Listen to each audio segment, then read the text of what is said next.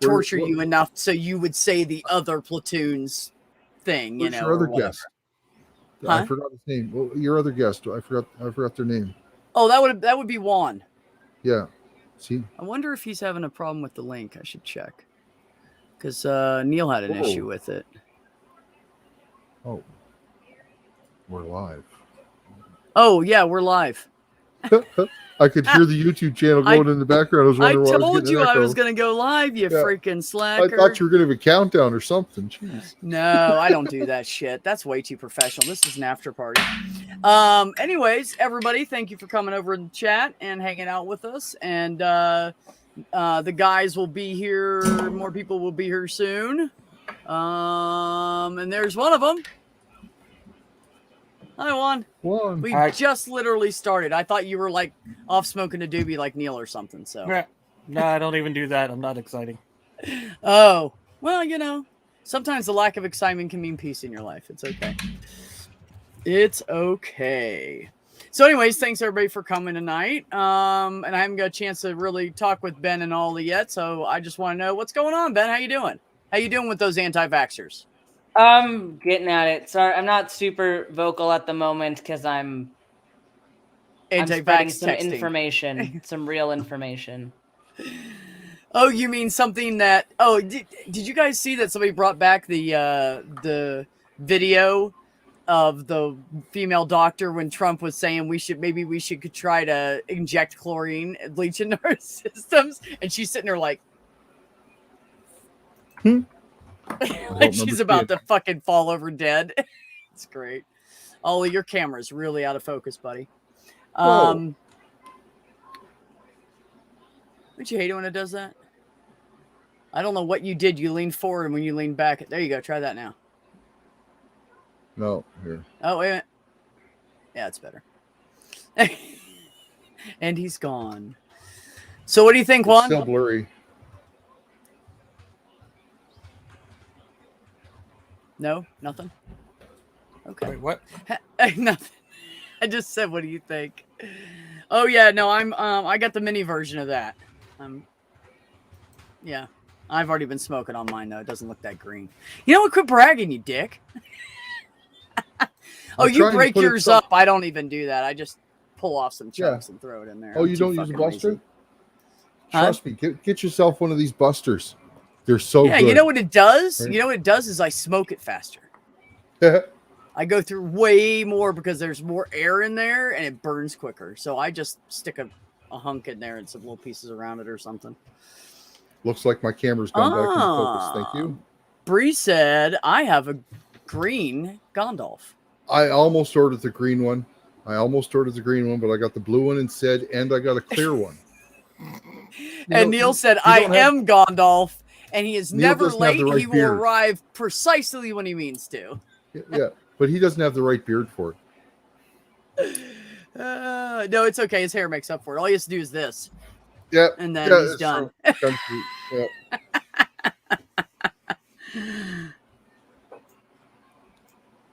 Oh. So I've been worried about my dog for about a week now. What's going on with your dog? Last Monday morning, she fell off of my deck, and she's going to be 12 in November. German Shepherd. She weighs about 90 pounds, and she's been limping pretty much ever since. So I've been just a little worried that she might have really hurt something, but she's not she doesn't act like she's sore. She's lying down right behind me, right where if I was to move the chair back quick, I'd run her over for sure. Right. Yeah. So, but, yeah, no, I've been a little bit worried about her for the last week. But other than that, work's been going good. And good. Things have been quiet. Getting out to play disc golf again this week. Wait a minute. We have a lady in a sauna who would like to join us. There you go. Early morning sauna. You mean moderately here. Hi, Phoebe. Hello. How are you? How are you, love? This is all giddy up. This is all buggery. Reminds me again, never to enter into an open-ended panel discussion. Only lasted 3.5 hours. Well, who was this with? This was on someone called jam, Just Ask Miles, on Twitch. And it lasted 3.5 hours. That's a long one. It was on mental health provision in the UK and the US. And how it was been affected by the panini, shall we say. The who? So The panini, because I can't say the actual word of the... I'm like, you're mad about bread? What's going on? Well... What? I walk in and I'm slightly concerned. There's a man in a red shirt that looks incredibly worried and really angry. I went over this and I've been arguing with anti-vaxxers all day. Especially right now. So if I seem angry, that is why. So it's not directed at you, but I might not catch a lot of humor at the moment because like these people are literally like killing people with what they're saying. Yeah. And so I'm a little bit passionate about what's going on right now. Well, yeah. Yeah. What I would say is if you were angry at me, I'd take it as an endearing quality from you though, Ben. Well, yeah. That's like today I told him, shut up, you little brilliant fucker. Well, or something. What did I say? There's this person who, they're not necessarily anti-vax, but it's somebody commenting on my call into Skeptic Generation. What? Sorry. What? Math pig. What? Neil told him to get a Band-Aid. He said, I need A&E, and then he said, calls Doc Ben. Anyway, no, so not available right now. Student Dr. Ben's like pissed the fuck off. So okay, so you went in, and I remember you did that call in, and you guys were talking about the anti-vax stuff. Yeah, but this is not specifically an anti-vaxxer that I'm talking to right now. I've responded to a few comments in the clip, but this person is a respiratory therapist, and I get that, like they have some knowledge. And they are working with COVID patients. However, they are not managing patients like an intensivist would be or like a hospitalist would be. They are not making these decisions. Like, that's on us. Like, the doctor's making the decisions, right? And they're like, well, it's the people who die are the morbidly obese and with all these comorbidities. And, like, I'm like, most of the times, yes. Most of the time, it's people with a lot of comorbidities, but you don't know that.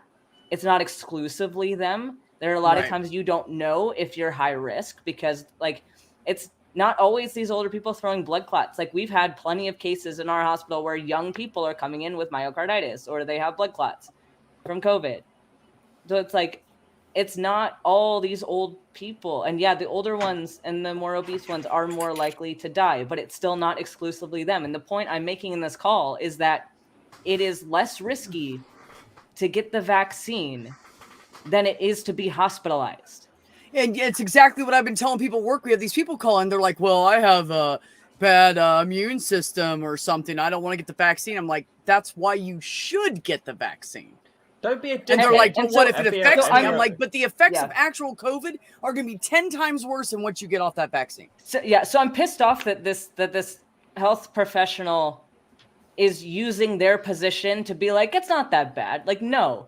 And also because I'm not discounting the experience that a respiratory therapist has, but they are not doctors. They are not the ones managing these cases. And like, yeah, sure, it's great if your doctor if your attending that's managing these patients wants to take the risk to feed somebody, take the risk of aspiration, cool, that's on them. But not every doctor wants to take that risk. Not every doctor wants to manage cases these ways. And we're seeing differences in the data of what's best for people. And oftentimes you're making very complicated clinical judgments in very short periods of time. And you just, medicine is not easy at all. And a lot of times, even if you know what you're doing, you don't think you know what's going on. You're like, I have 2 decisions that I could make.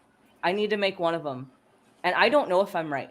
I might kill this person if I make the wrong decision right now. Right. And that's on you. If something happens, that is on you. It's not on the nurse. It's not on the respiratory therapist. That is on you, the person that ordered that to happen. And I can't believe a respiratory therapist, because so anybody that doesn't know what a respiratory therapist knows, they know all about the oxygen and SATs and breathing treatments. And they will, I think they also adjust ventilators to get them right for whatever that person needs or whatever, how much pressure, blah, blah, blah. They are not fucking doctors. And for a respiratory therapist in the middle of a respiratory fucking pandemic to say it's nothing, oh my God, no wonder you want to smack him. I don't even know what to say. I would smack him if I was in person. Yeah. That's absolutely ridiculous. That is. I mean, there's doctors out there saying that people are ending up in the hospital and then saying to them before they get put on the vent, I want the shot now. I changed my mind. I want the shot now. And they're like, too late. Yeah, there are healthy people. There are healthy people getting sick. There are healthy people dying. So don't say that just because someone else is higher risk that these other people aren't at risk. I work in gerontology. I work in gerontological social care for the most part, but that's not exclusively what I do. I'm a general adult social worker. Right. And we have people who have got the shot who are getting to see family members they haven't seen again for the first time in a very long time.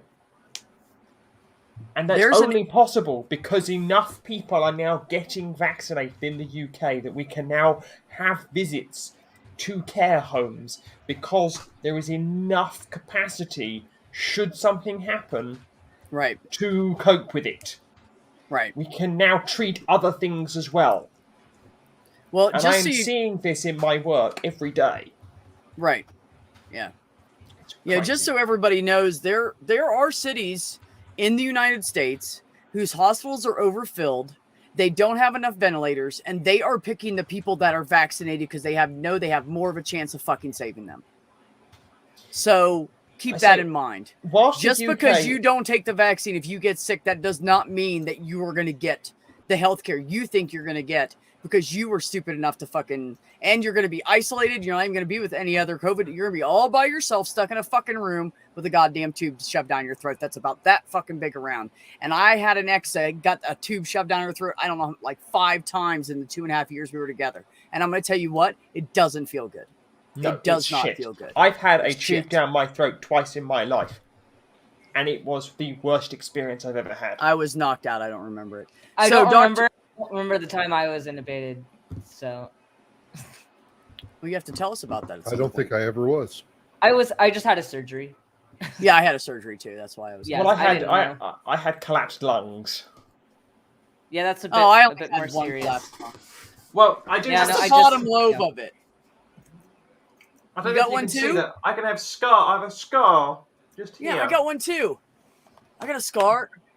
Just here. Phoebe's just trying to find an excuse to show off her tits on. I know, and I'm not stopping her. Anyways, the point is, Dr. Ben, you want to answer that question? But yeah, I have a scar just here where they shoved in a tube to reinflate my lung. Yeah, I can answer the question. I'm not sure what the question is here. I think he was saying because he didn't get any symptoms off of it besides a sore arm, is it still a valid test? Which is a good question because a lot of people don't understand how it works. It probably did work for you. I mean, there's some people that are probably non-responders. Like there are always a small percentage of people that just don't respond to vaccines, but those are pretty rare. So more than likely, even without symptoms, it still worked for you. The only way to be able to really tell would be to get titers, but yeah, go get it. You're probably fine. You can always ask your doctor for an antibody test. Your PCP, you can always ask them. Yeah, ask your doctor for an antibody test. And now there's places that are actually doing the antibody test, like not positive and negative, but there's a numerical value now. And so that's the way it is for most 1 to 10 testing. Yeah. Yeah, but they didn't do that at first with COVID. It was only a negative or positive antibody test. And now they're putting a numerical value on it. So they're getting it fine-tuned. Yep, it's a dilution of the antibody, so it's like, how many antibodies like per unit do you have, and so they kind of dilute it and see what the smallest dilution is for you to still work. So yeah. Right. But you can Right. get that if you're curious. It probably most likely the vaccine did work for you. There are a lot of people that just don't get like any side effects, and that's fine. But if you are worried about it, you can get the test. And I've also heard, and I don't know if you have heard anything about this and can either steel man me or falsify this statement, but a lot of people that are getting bad symptoms off of the vaccine already had COVID before that. And that's what I've heard seen in our area. I've seen it mixed. Okay. I've seen it's just kind of random. Like I spiked a fever after mine, and I never got COVID. So right. Okay. I mean, I got really, really ill after the first one I had, and I mean really, really ill. As in, I couldn't get out of bed after I had the first one for about 3 days, and then after the second one, I was advised to take paracetamol, drink as much water as my body will handle, and eat an awful lot, and I was fine. And I was told not to go to sleep until I started to feel slightly better. Did you book yours over here, Phoebe, or did you do a walk-in? I got told, you have been offered an appointment, turn up. So you got Madrona or one of the AstraZeneca ones? I got the AZ one. I got AZ. Yeah, AstraZeneca, yeah. I went to apply for it over here in the UK, and if you make an appointment, you get AstraZeneca, but if you do a walk-in, you get Pfizer. I can't have Pfizer because I'm allergic to a certain thing, so they say no. The only fucking side effect I got of the Pfizer is getting into the car, the wind blew the door closed, and it hit my arm, and that generally felt like someone had had a dead arm competition when you were like 16, you know? I can see that. Oh yeah, I remember that. Yeah, that's I got literally the only real side effect I got. I got Okay. Pfizer. I got both shots as the Pfizer. The first one, I really had no side effects. The second one, my arm was sore for about 30 hours, and I had a really bad headache for about 20 hours. Quick around the horn. Who got what? Who got what? I got AstraZeneca.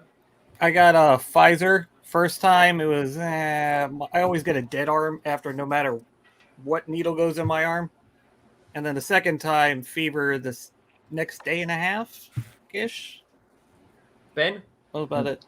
I got Moderna, and I had like a really sore arm from the first one, and then the second one I had like a low grade fever and back pain, but I still went to class. So. Same one both times though, Ben, yeah? Yeah, same arm both times. No, I mean same vaccine. You got Moderna. You went Moderna. Yeah, I got both Modernas. Yeah, my school is a distribution site, and they. God, have I Moderna, so. left the most famous guy here downstairs. You guys should. You know what? That's it. Oh, I'm offended by that. I'm just leaving now. That's it. I'm kicking myself. Neil. I don't deserve to be up here with you. We're doing it around the horn at the moment. We're doing it around the horn on you. Who got what? What Who vaccine got did what you COVID get? vaccine and what were your side effects? How cool are you, Neil? I'm Moderna Bros with Ben. So Moderna Bros. Yeah, both my shots were Pfizer. Pfizer's the first of all the vaccines to be completely okayed by the FDA. And that was today. And that was today. That was yesterday. Well, 2 days ago now. I believe mate. it was yesterday. Oh, then maybe 2 days ago. Yeah. Well, it depends on what Moderna's time zone gonna you're be in. right For me, after it's that. 2 days ago. For you, it's 1 day ago. I'm sure they're going to approve Moderna soon enough. Oh yeah. Do you think they'll approve the AZ one? I don't know. I You don't have know. a choice now. When you booked online over here, did you get a choice, Phoebe? I didn't book online. I was phoned up because I'm And not that's the clinically only one vulnerable you were group. offered. Now over here, when I booked, I was given the AstraZeneca or something else, and I was given the choice of AstraZeneca, the one I was allergic to, and nothing else had been approved yet. yeah. Because I had my first shot back in March, and I had my second shot in May. So I had this a long time ago. I'm coming round to having a third. I'm going to be one of the first groups to have a booster. My first shot was the 17th of the 7th, and my next one will be the There you go. 28th of the 8th. So that's this Saturday. I get my second. So yeah. Nobody asked me what my reaction was to Hey, it. It's fine. I was getting don't to- even I want was to tell getting you. to a- No, I was getting- no. Oi! No, I'm kidding. Oi! Fuck you guys. Oi! So Tosser running I- this stream. What did you get? I What was were your told side that effects?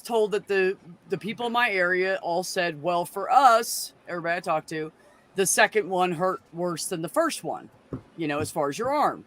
And they said because one of them had got 2 shots in one arm, a bunch of other people got 1 in each arm. So I was like, okay, I'm gonna do my first one in my right arm, and then I'll do my second one in my left arm. And if I'm sick, at least my right arm won't hurt.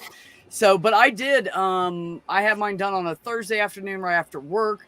By the time I got up Friday morning, I felt like shit. I started feeling like I had like that body fatigue. Oh, I just don't feel good thing. Not like real muscle aches yet. And then by the time I hit the 24-hour mark and I was still at work, I felt like utter shit. I was fucking sweating. I had body aches. My head started hurting me. I just felt like I could just lay down on the floor in the middle of the office and go to sleep. Like I just felt exhausted. And then I went home. I rested the whole weekend and just kind of laid around. And then by the time I went to work Monday, I still felt kind of funky. And by the end of the day, I felt fine. So basically 4 days for me from the time I started feeling like shit to I started feeling fine again. Well, no. Both of mine didn't. 3.5 days. The second shot wasn't worse for me than the first shot. They were both about the same. Seemed. Really? Yeah. That's interesting. Arm I hurt didn't for a get little anything bit. from the first shot. I A felt tired. little bit of fatigue, but I'd already Yeah. booked the day off from work, so I used it anyways and stayed home. Yeah. There you go. But, yeah. Yeah, I felt a little fatigued about hour and a half, 2 hours after I got the shot. Of course, they made us wait next to where they gave it to you for like 15 minutes. You have to sit there. You can't leave, blah, blah, blah. Yeah. And Yeah, so I really sat there and good, did that. And then I went home. By the time I got home, because all that transpired into about an hour because how far I drive. By the time I got home, I was like, man, I feel tired. So they told the doc I was work for, they said, take 2 Tylenol now. So when you get there, it's kicked in. Then when you get home later on, wait about 4 hours, take 2 more Tylenol. And that way, you're combating any kind of like fever or soreness or whatever. So I did that. I even drank some water. I know it's weird. I drank water.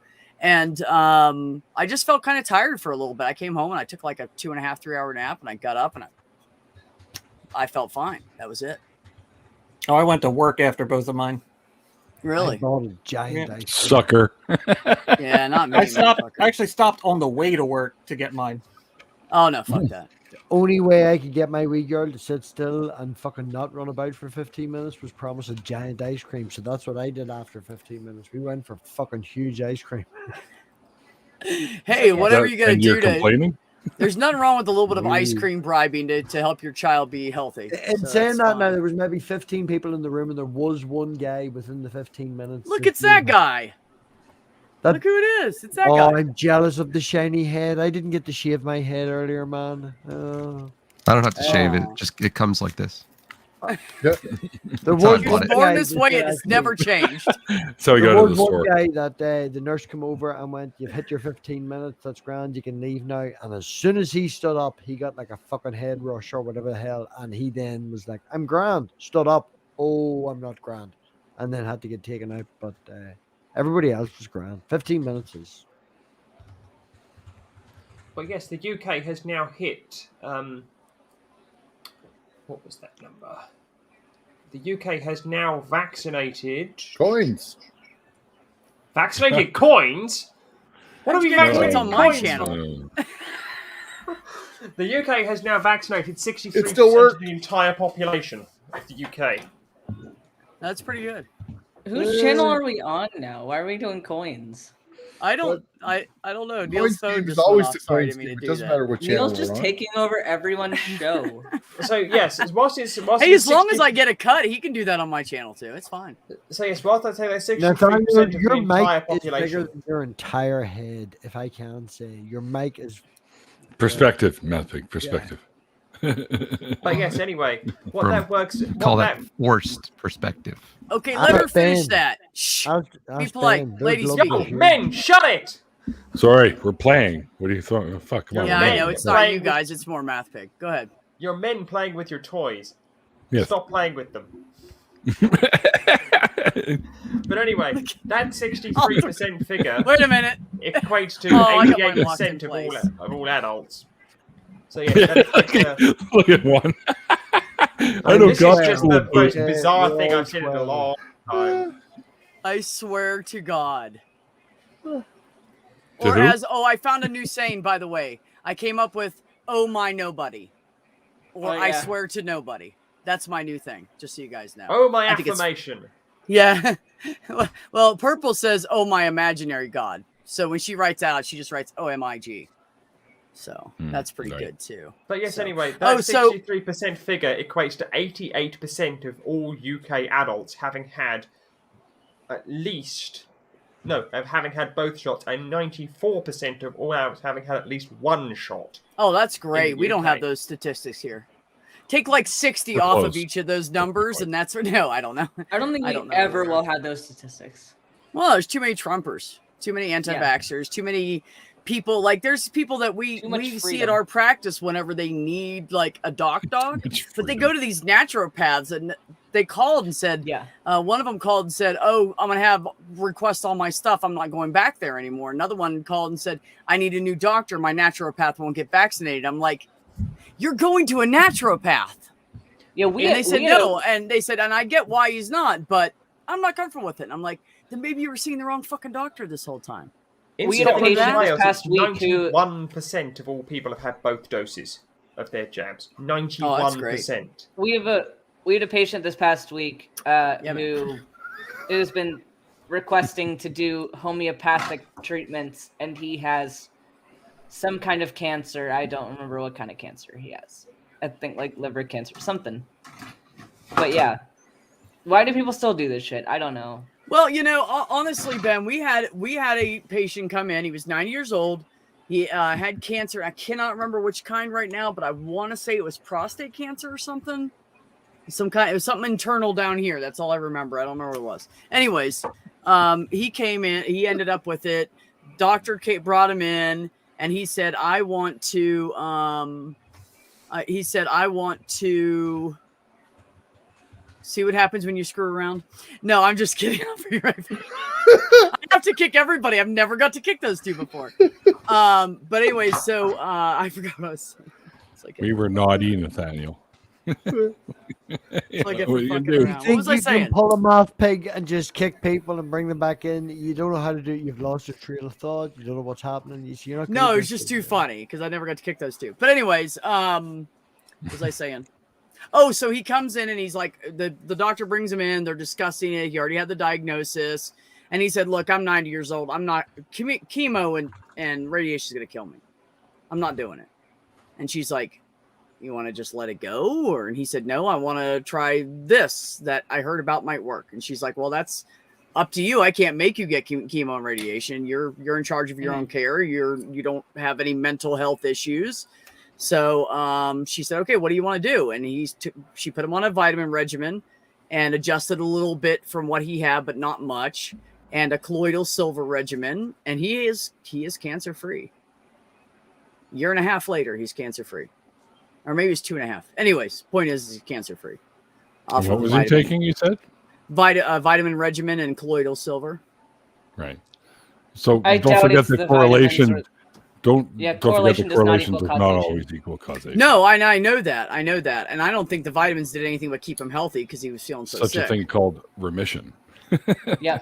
Yeah, But I yes, know. And oh my God, I hope it never comes back. But he is, I mean, they did full body scans on him. There's nothing. But now the annoying thing is that he's going to take that and say that it was these natural things. No, not and then- necessarily. Not for everything. He wouldn't do that. He's too intelligent for that. He knows he got lucky. Like he knows. Okay, that, well, a for lot him. of times Good for the him. problem is like people will just spontaneously go into remission and they'll give credit to these weird things, and this is how we get religious people giving credit to God for these point. miraculous things that happen, and this is the problem because like do we know why this person went into remission? No, we don't.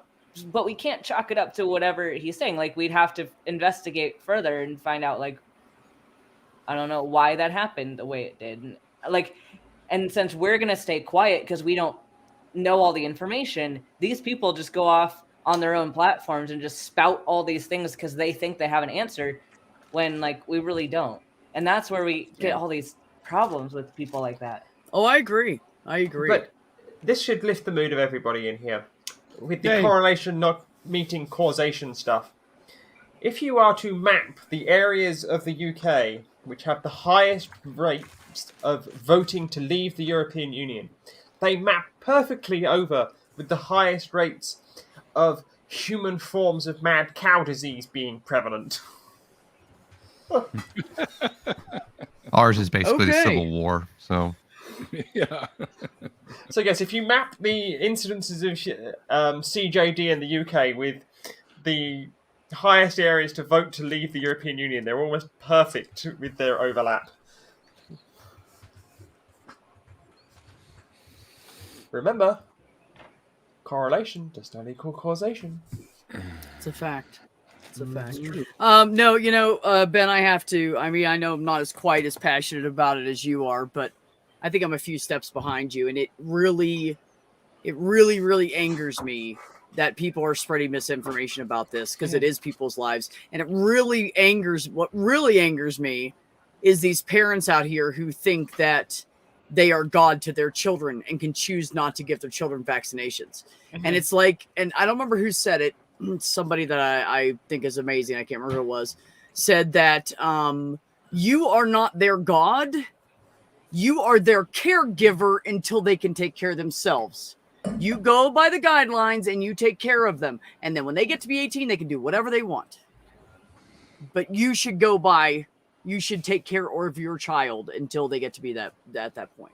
And these people are out here not vaccinating their kids. And I'm hearing about 1.5 and 2-year-olds that have been in the hospital twice for COVID because the whole family got it. And then the child got it afterwards. So now the child's in the hospital and all the family's at home and they're like quarantined and the kid's in the hospital for a fucking week. Thank God it was, mild fucking treatments. But the point is that they got it once. Why would you not get your kid vaccinated after that? 8 months later, they get it again. There's plenty of time in there. they tout this thing called natural immunity. Whatever. This is what we got for polio and smallpox, natural stuff. I mean, I could do It's all that with the natural. flu, but I don't it's get what- flu what they- shots, it's what but I they- have all my other shots.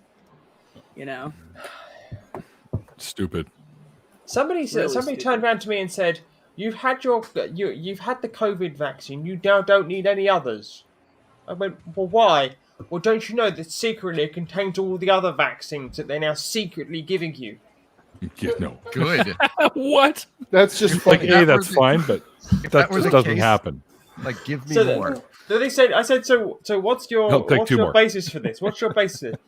Have you? Well, I Can I was. get, I'm I immune was- to everything. Can I get and they one said- in each arm? And I quote, Or they how's it said go? I have that legs because too. they have the 6-in-1 childhood vaccination, so that has measles, mumps, rubella, meningitis. One of the meningitis is pertussis, and another one in it. Mad cow disease, maybe? No, I'm kidding. Eat British beef, damn it! British beef, British beef, British beef. No, Anyway, Alberta beef. There was a. you're supposed to it was- say Sorry, go ahead. Hey, everybody. British Columbia beef, but Night pig. No. But anyway, Oh, what? Robbie split? He sure Night did. pig took off. Oh, did he write something in the Nothing. chat? I didn't. Sorry. I work for a cell phone company, but not really a cell phone company, but the largest phone manufacturer in the world. And recently, of course, we've had. Now I live in Oregon, notoriously conservative Oregon, and but the Proud Boys, who were in town yesterday, they try so hard. Susan wouldn't let me go down there. I asked. I wonder why.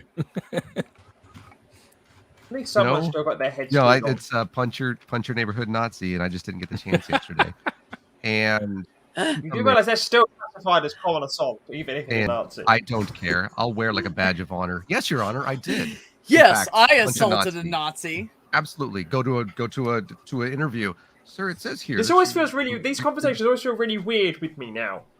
I was setting up a joke. No worries. And I have people that come in and they're 5G skeptical and all that stuff, right? Because they hear all of that. And it's the funniest thing. And this actually happened 2 days ago. Her name is Mary. She has Newsmax on her phone and OAN on her phone and all this stuff. It's Samsung, by the way. Apple OAN people. OAN is One American News, right? Yeah. And yeah, no, you guys don't like. But OAN, that's One American Technology. News, I'm assuming. Yeah. And but Old Apple. somebody had This is a- mentioned to Phoebe, somebody you're acting else, like math pig. Shh. Let the man talk. to Mike actually. So Mike and I don't really have many friends like that I work with, but Mike and I are as close as you can get. And he had mentioned, yeah, dude, she's like super, and I was like, okay, cool. And I had actually gone in there and she asked if it was a 5G phone, and it wasn't. It's not one of the ones that we make that's 5G. And then she actually asked about it, because one of the more amazing things here is that I get a lot of people like that, probably more than I should, that are, I guess, really surprised at the level of customer service that I give, which, by the way, is the bare fucking minimum, but people just aren't expecting it, I guess. They're expecting to get like spit on or something. I don't really know. And so I get a lot of people that like will tell people, hey, he did really well. And I'm like, thanks. And over 90% of them are people like this that are super fundamentalist, far right. And because they don't know, they would not like me if they had the caricature of me that's not sitting in front of them. And I was talking to her and she actually asked about like the 5G thing. And I was like, oh yeah, I already knew she's like an anti-vax person, all that stuff. And I said, oh yeah, there's this misconception about 5G that it like increases range and stuff. And it doesn't at all. And I was like, yeah, and it's like megahertz and stuff. You know what like radio waves are, right? Yeah, like microwaves and stuff. Oh yeah, they're not the same thing, are they? And like I was like going through this thing to where I'm coming in the middle with this person, to where at the end of it she was like, so it's really just about speed. And I was like, yes, it's like me in the bedroom. And like it was Super this thing fast. to where I imagine, had she known like my political affiliation out the bat, or right at the box, like everybody on Twitter does, then it may not have been accepted so quickly. But she was just realized that these are, and Ben, this is something you're coming across right now, that they don't actually have any facts. They have talking points that they've gotten from other people. How many times have I copy pasted the tweet that I made about VAERS or whatever? That it's like, oh yeah, the VAERS website says this. And I'm like, you mean the thing that anybody can put there, which says very specifically that it's not actually, it could just be anecdotal. We don't, we take everything, etc. and yada. Yeah, maybe not the best source, guy. But I was so amazed that these people who are super duper #2A will agree with me that maybe not everybody should have guns. And I'm like, do this in your social media life. Why do you think that I'm conservative or something? I'm not. And keep telling yourself that. Well, I'm on the wait, hold on a second. In the UK, am I on the right or the left in the UK? How does this work? I don't know your politics yet. I don't know your politics enough. Bernie Sanders looks at me and says, "Guy, he's a bit much for a socialist."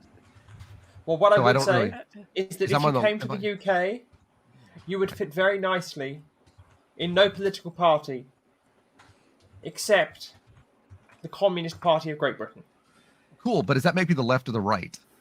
Makes you the you guys got your left. Oh, it's the lunatic left. That's what we call them out here. We call them the lunatic left. I don't use the word. Okay, so I'm still on the left.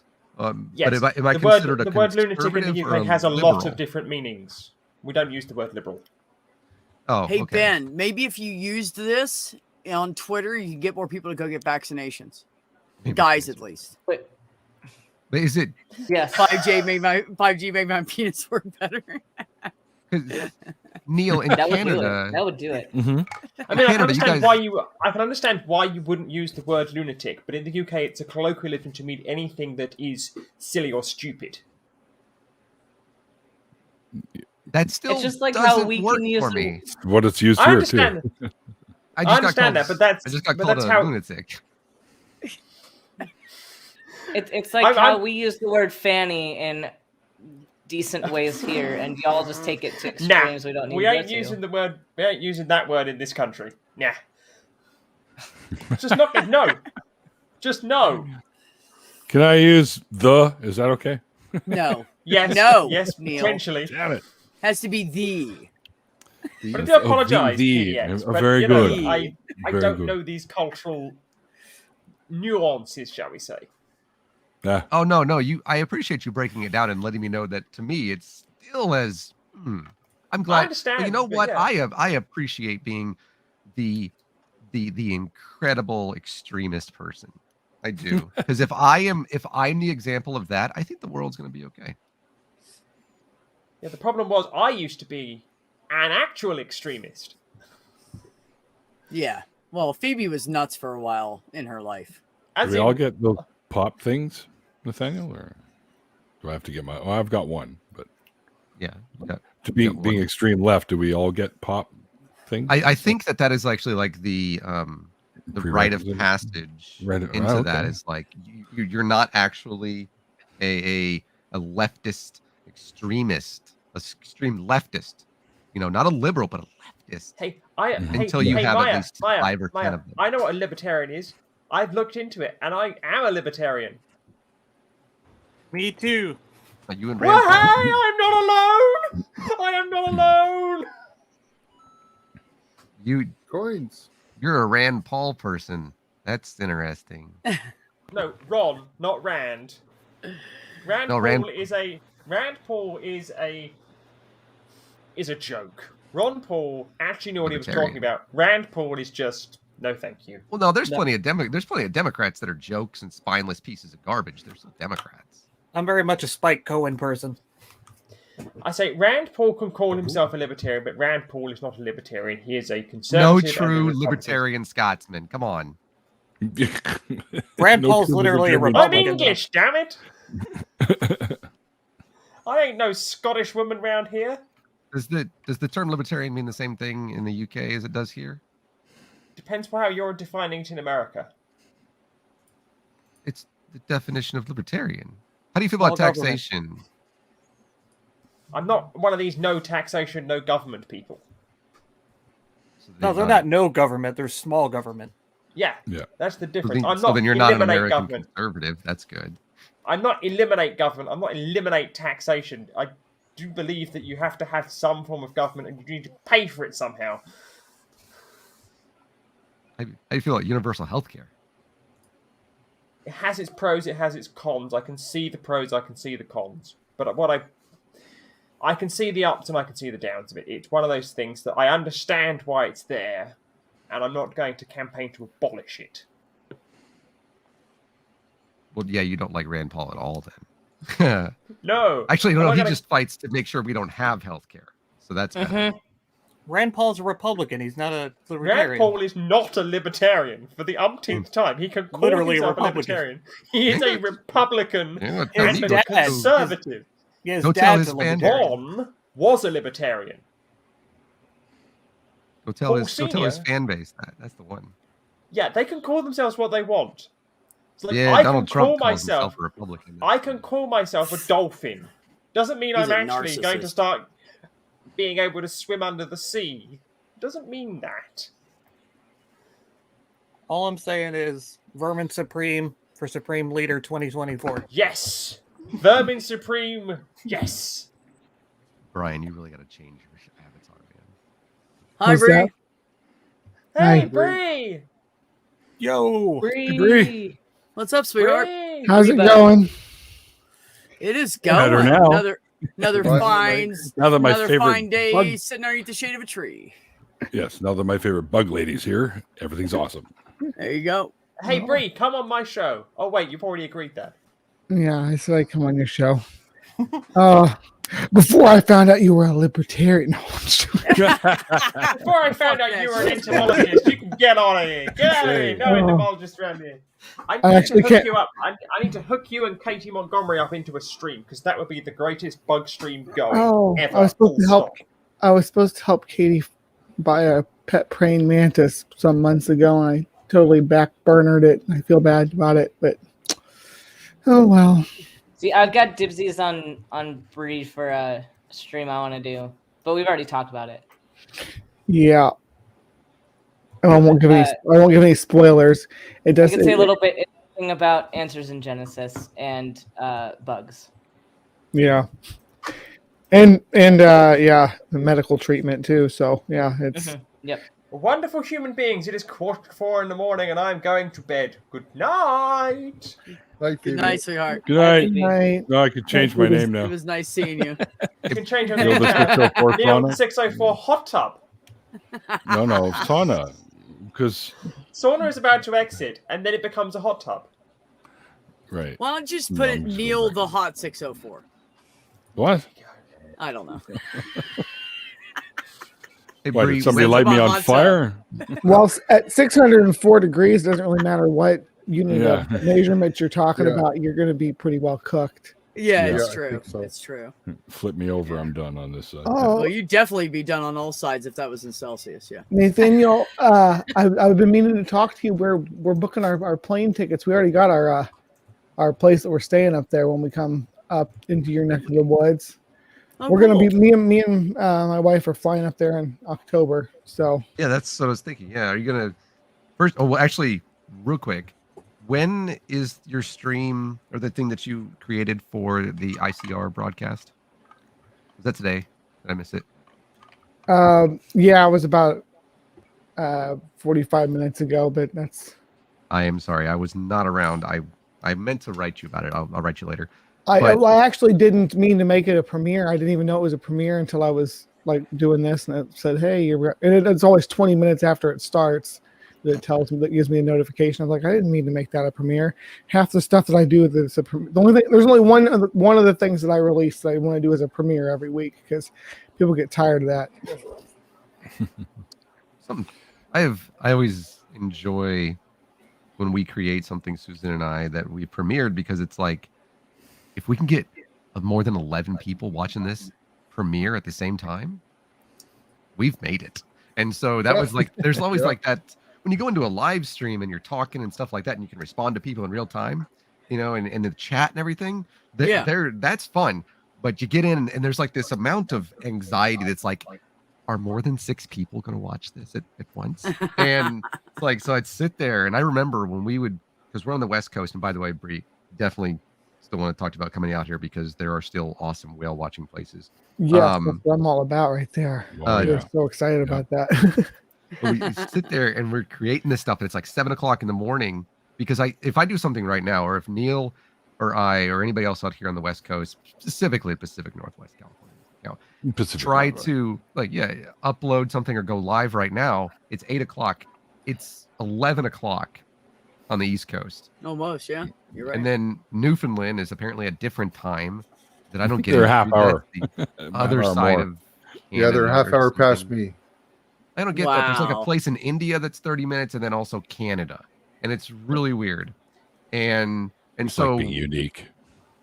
so we have to like get stuff to where it's 7 o'clock in the morning. We're like, all right, good morning, everybody, coffee. And there's people on the East Coast like, sir, it's mimosa brunch time. I'm like, oh, it's never too early for that. All right then. That So is I have one thing I mimosas at always- 7.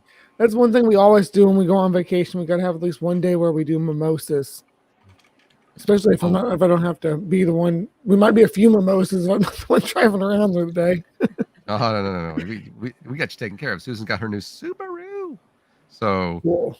we'll get you taken care of, and we know all the good places there. So that's I am why so we're just looking waiting. forward to it. It's going to be so exciting. Yeah, I've never you're been gonna love up there before. You know, Oh, you- really? you're Oh, it's gonna beautiful love up there. it. It is beautiful. It really Be is. close to me too, Bree. Yeah, Yeah. you're at 4.5 hours. 8 from us, hours. right? Oh, he's- yeah, maybe from you guys. Oh, wait, I no, can get it's- through Washington in about 4 hours. Yeah. How so long then does it you'd take be you to where get they to are. Washington? Right. Takes me from where I am right now to get to Washington about a half an hour. Not even. Oh yeah, you'd be here in like. Is it easy to get right back and forth across the border there in Not Canada? right now. Yeah. Yeah. Good Um, point. there's an easy answer to that one, Jer. I don't do hot tubs. Oh, Good reason. There you go. And Nathaniel, I would like to disagree with one thing you said. Right now, it's almost midnight here on the East Coast. Oh, In your province, yes. That's right. is that Well, I'm farther You're east Atlantic than where time, you're right? thinking. Yeah, I'm Atlantic time zone. you're like in Greenland or what is the Atlantic time zone? No, The- because Canada goes out, right, Ollie? And It's you're the one over there past by Eastern. the Yeah. coast. It's Yeah. the one Yeah. past Eastern. Nova Yeah. Scotia and all of that, right? Nova Scotia, New Brunswick, Prince Edward Island, parts of Quebec. Okay. But Greenland, We're too, about you were, like you being were different. spot on with Greenland falling into that time zone. So Greenland's 2 hours from us, I think. Here, 2 more hours. I think. No, I think wow. Greenland falls partially in the Atlantic time zone and then in another Oh, one. too. way up north. Way up north, it might. Yeah. yeah, it probably Uh, crosses once you get towards the North Pole. It probably crosses into a few different. Yeah, I would say so. Like after we discovered that we couldn't actually, like a previous president who somehow was president, wanted to buy the country. After we realized that we couldn't do that, Americans forgot about it, much like it was South Dakota or something. Yeah. So let me say something real quick while we have a quick pause here. First of all, Holy Spackle, thank you for coming in. Appreciate you. Hello. Thanks for having me. And Oh my gosh, and it's the we- Maya. and we have some Maya. Maya. I Maya. haven't been in a stream with Maya in ages. I know. know. I don't. Wait. Have I? Wait. No. Yeah. Not since. God. Wait. Have we ever streamed together, Spackle? I think in the days where we did the experiment, that social experiment, I think we've been on a stream together. That failed social experiment. Oh, that was fun though. God. But Wait, what? yeah, I can't remember if we were actually streaming or I remember being in Discord with you a lot. And Ethan's Discord and Drag's Discord. But I couldn't remember if we were actually on stream. Yeah. And Nathaniel, I think I've only ever seen you on stream. Yeah, I don't, outside of Twitter and comment sections, I don't know that you and I Can have I ever... tell you how much I really appreciate you on Twitter? I mean, you I really agree. Go ahead. no, seriously, you really embody my inner bitch. Oh. Like, I cannot tell you how much I hold back here. That's a good. You can be my inner bitch too, Nathaniel. I There you will. go. I have been having fun today too. So No, I mean he does. He's just like he's had it like more than I mean, I'm so tired of like the hypocrisy and the what do you call it? The cliquishness, I guess. It's like, well, you know, it's like we're gonna laugh at them, but I'm like, well, you're doing the same thing. It's like, no, it's different. It's us. I'm like, it's not. It's really not. Well, you're just being a bitch, and I'm not gonna talk to you, and I'm gonna tell my friends not to talk to you. Well, fuck you too. Like, I don't understand. Like, I don't know. I don't want to get a reputation for being the call out queen, but like, I'm really right there, and like, no, That but me? like, If it deserves to be called out, call the shit out. That's all I can is tell you. That's what I'm wait. saying. So is that me? Am I that person? Because please say. On Twitter, 100%. Yeah. Okay, 100% good. on Twitter. Because I say names. I don't care. Yeah, yeah. No like- fucks. I love it. I love it. and, I really am living vicariously through you. Oh well, I saw Susan's in the chat, and so I can tell you that a lot of that strength comes from her. Aw. And like just like yesterday when she wouldn't let me go downtown because I guess it was safer to not be downtown.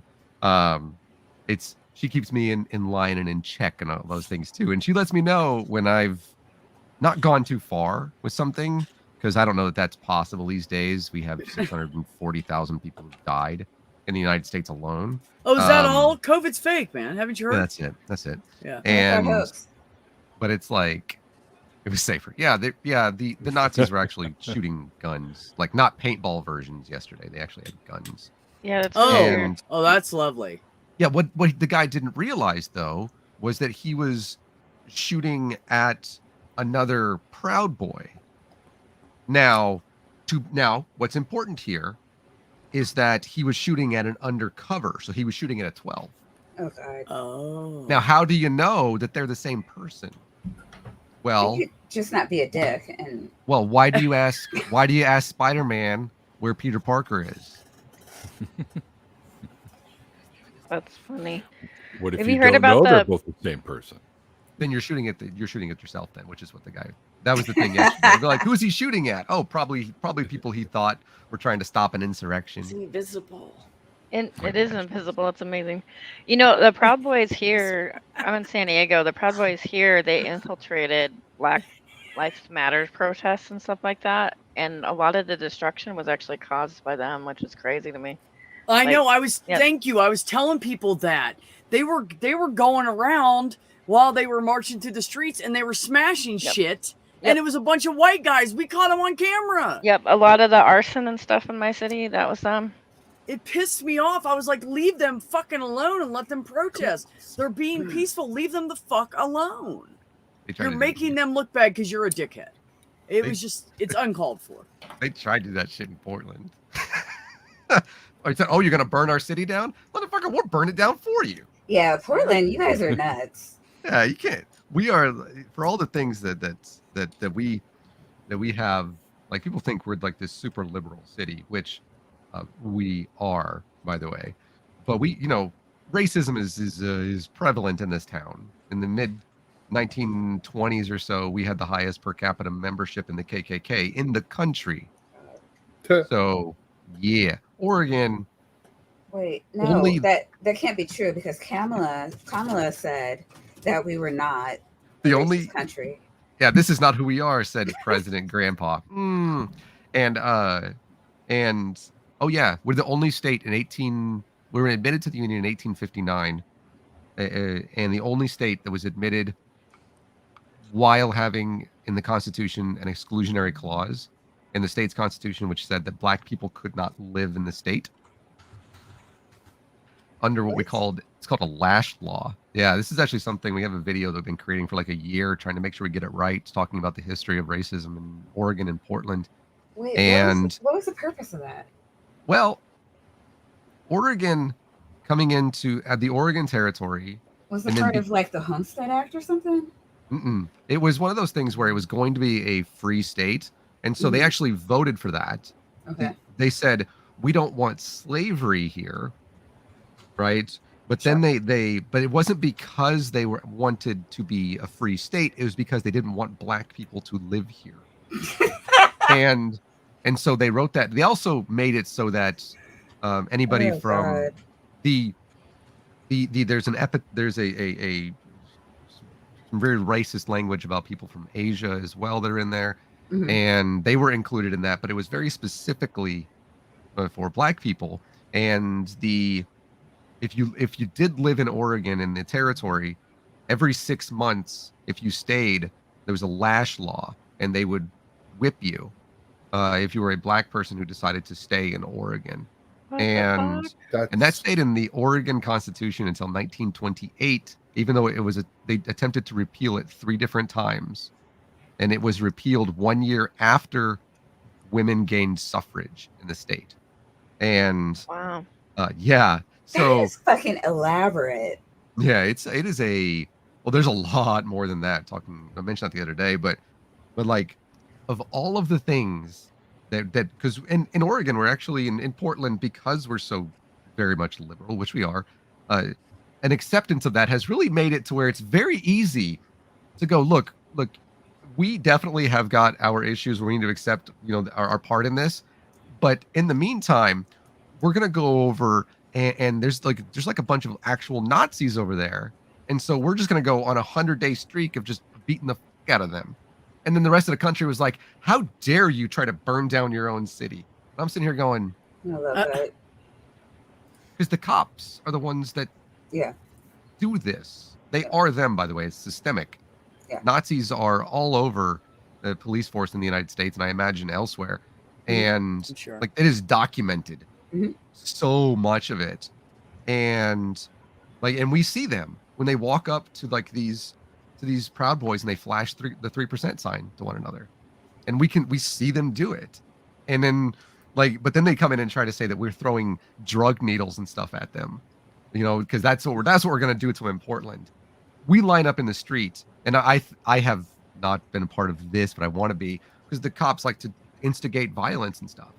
And so we line up in the street, lines of people with fucking shields that are going to fight the cops, right? You think we're going to throw like a pack of cigarettes at you?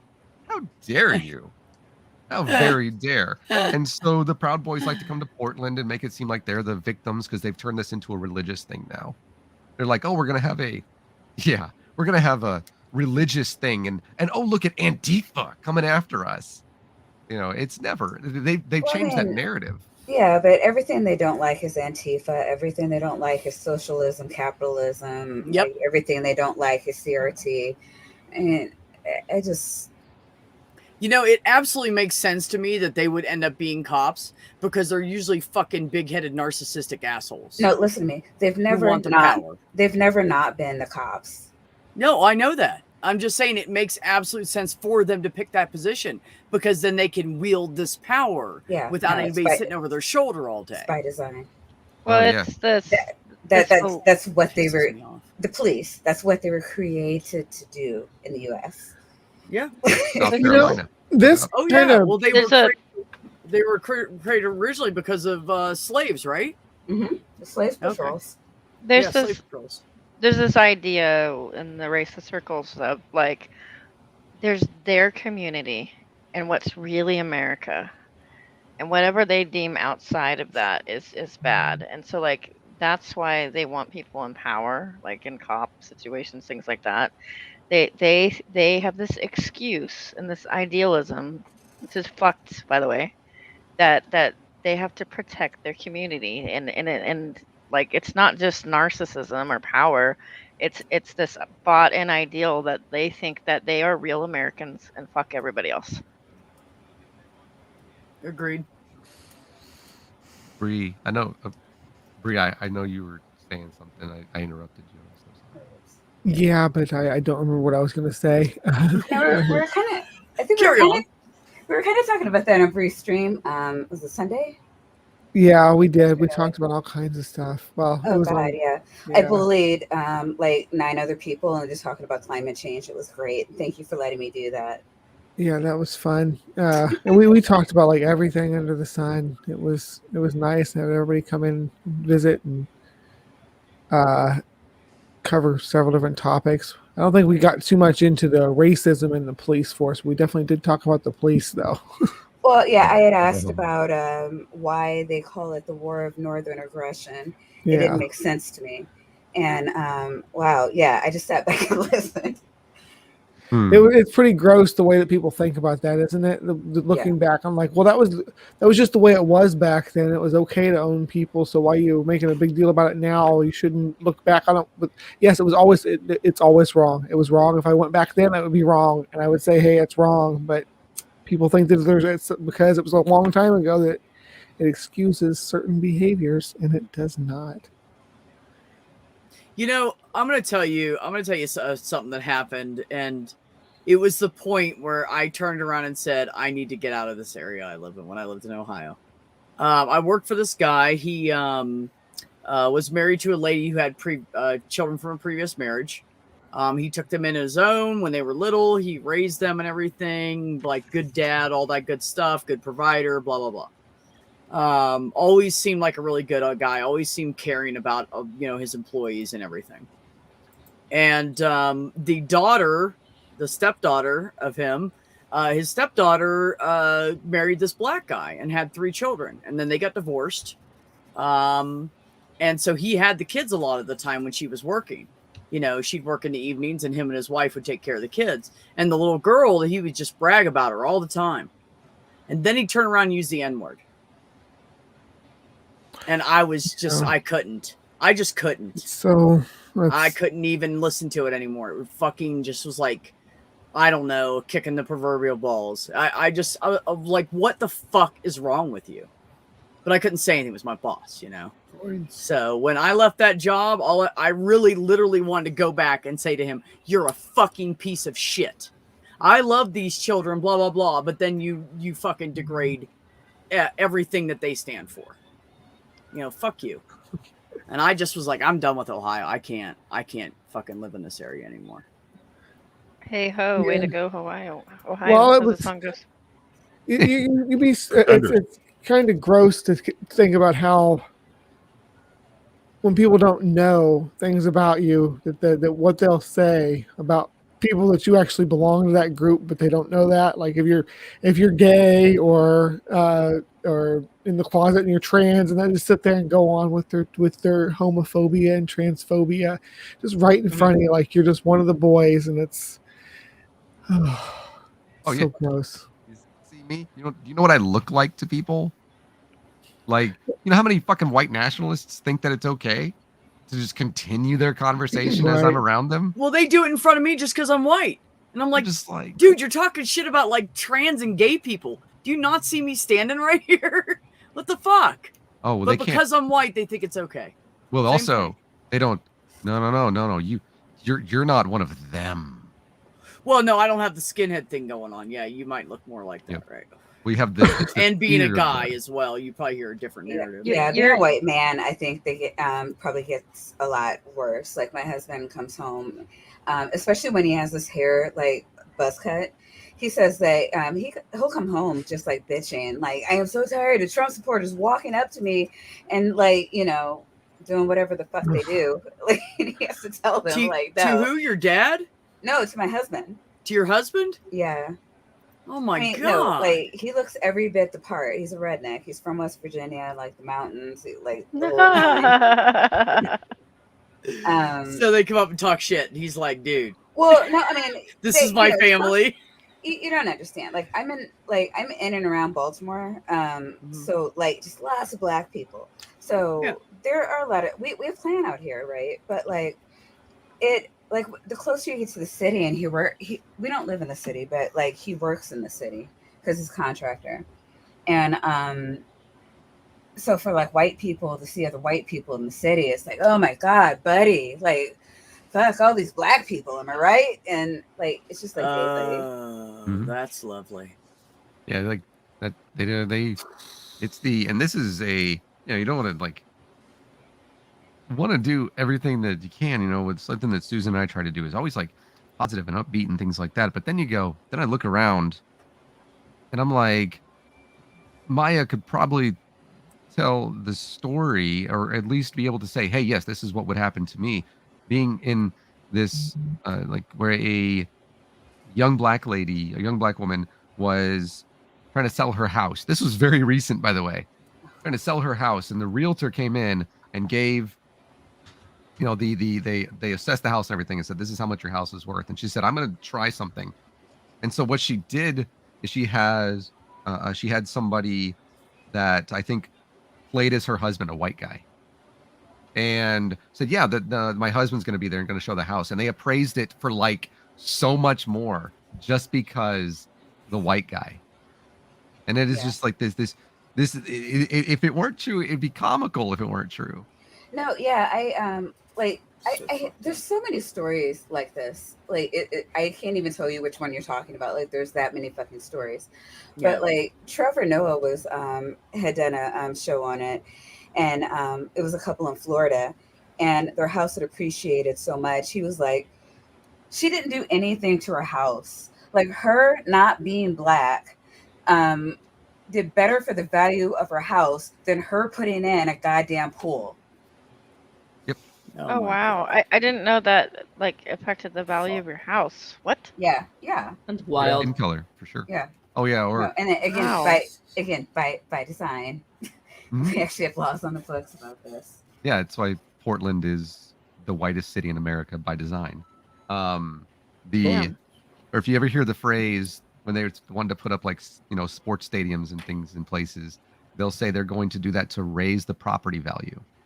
And just go, if you ever want to do a demographic search on this, check and see who lives there.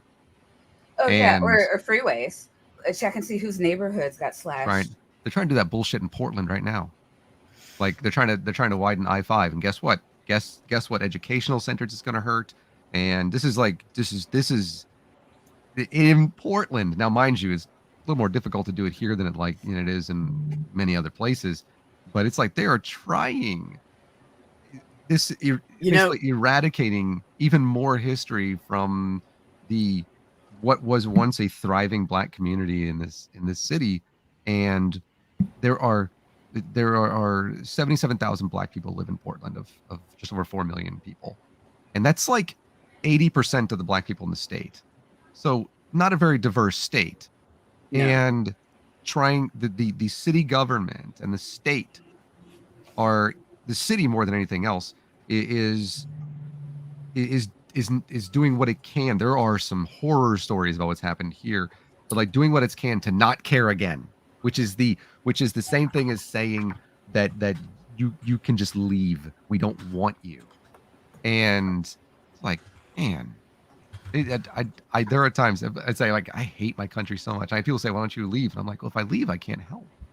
Right. Yeah, exactly. I Good attitude. I want to add a real quick similar situation of something that happened here, and I noticed it and said something to my brother, and he said, I know, I'm pissed off about it. So they have festivals every year. They'll have an art festival, and they do it downtown in the plaza where all the tourists are, and then they have a Mexican Hispanic type festival. It covers anything in this area, and then they have a Native American festival. Well, so I went to the art festival, and I went to the Hispanic festival, right? Well, the Native American one, they put a rope around it because they said social distancing and sold only so many tickets. But they didn't do that for anybody else who had it just a couple weeks ago and just a couple weeks before that. They didn't do it to them. They did it to the Native Americans. And the numbers here haven't changed in the last month. But they did it to Native Americans. So now they're sitting there and there's barely anybody walking around because they had to buy fucking tickets for it. And so now they're losing how much money after getting no income off of their crafts for a year because of COVID. And the first time they go out to make money, and the fucking Hispanic and the white people on the board of this fucking city put a goddamn rope around them.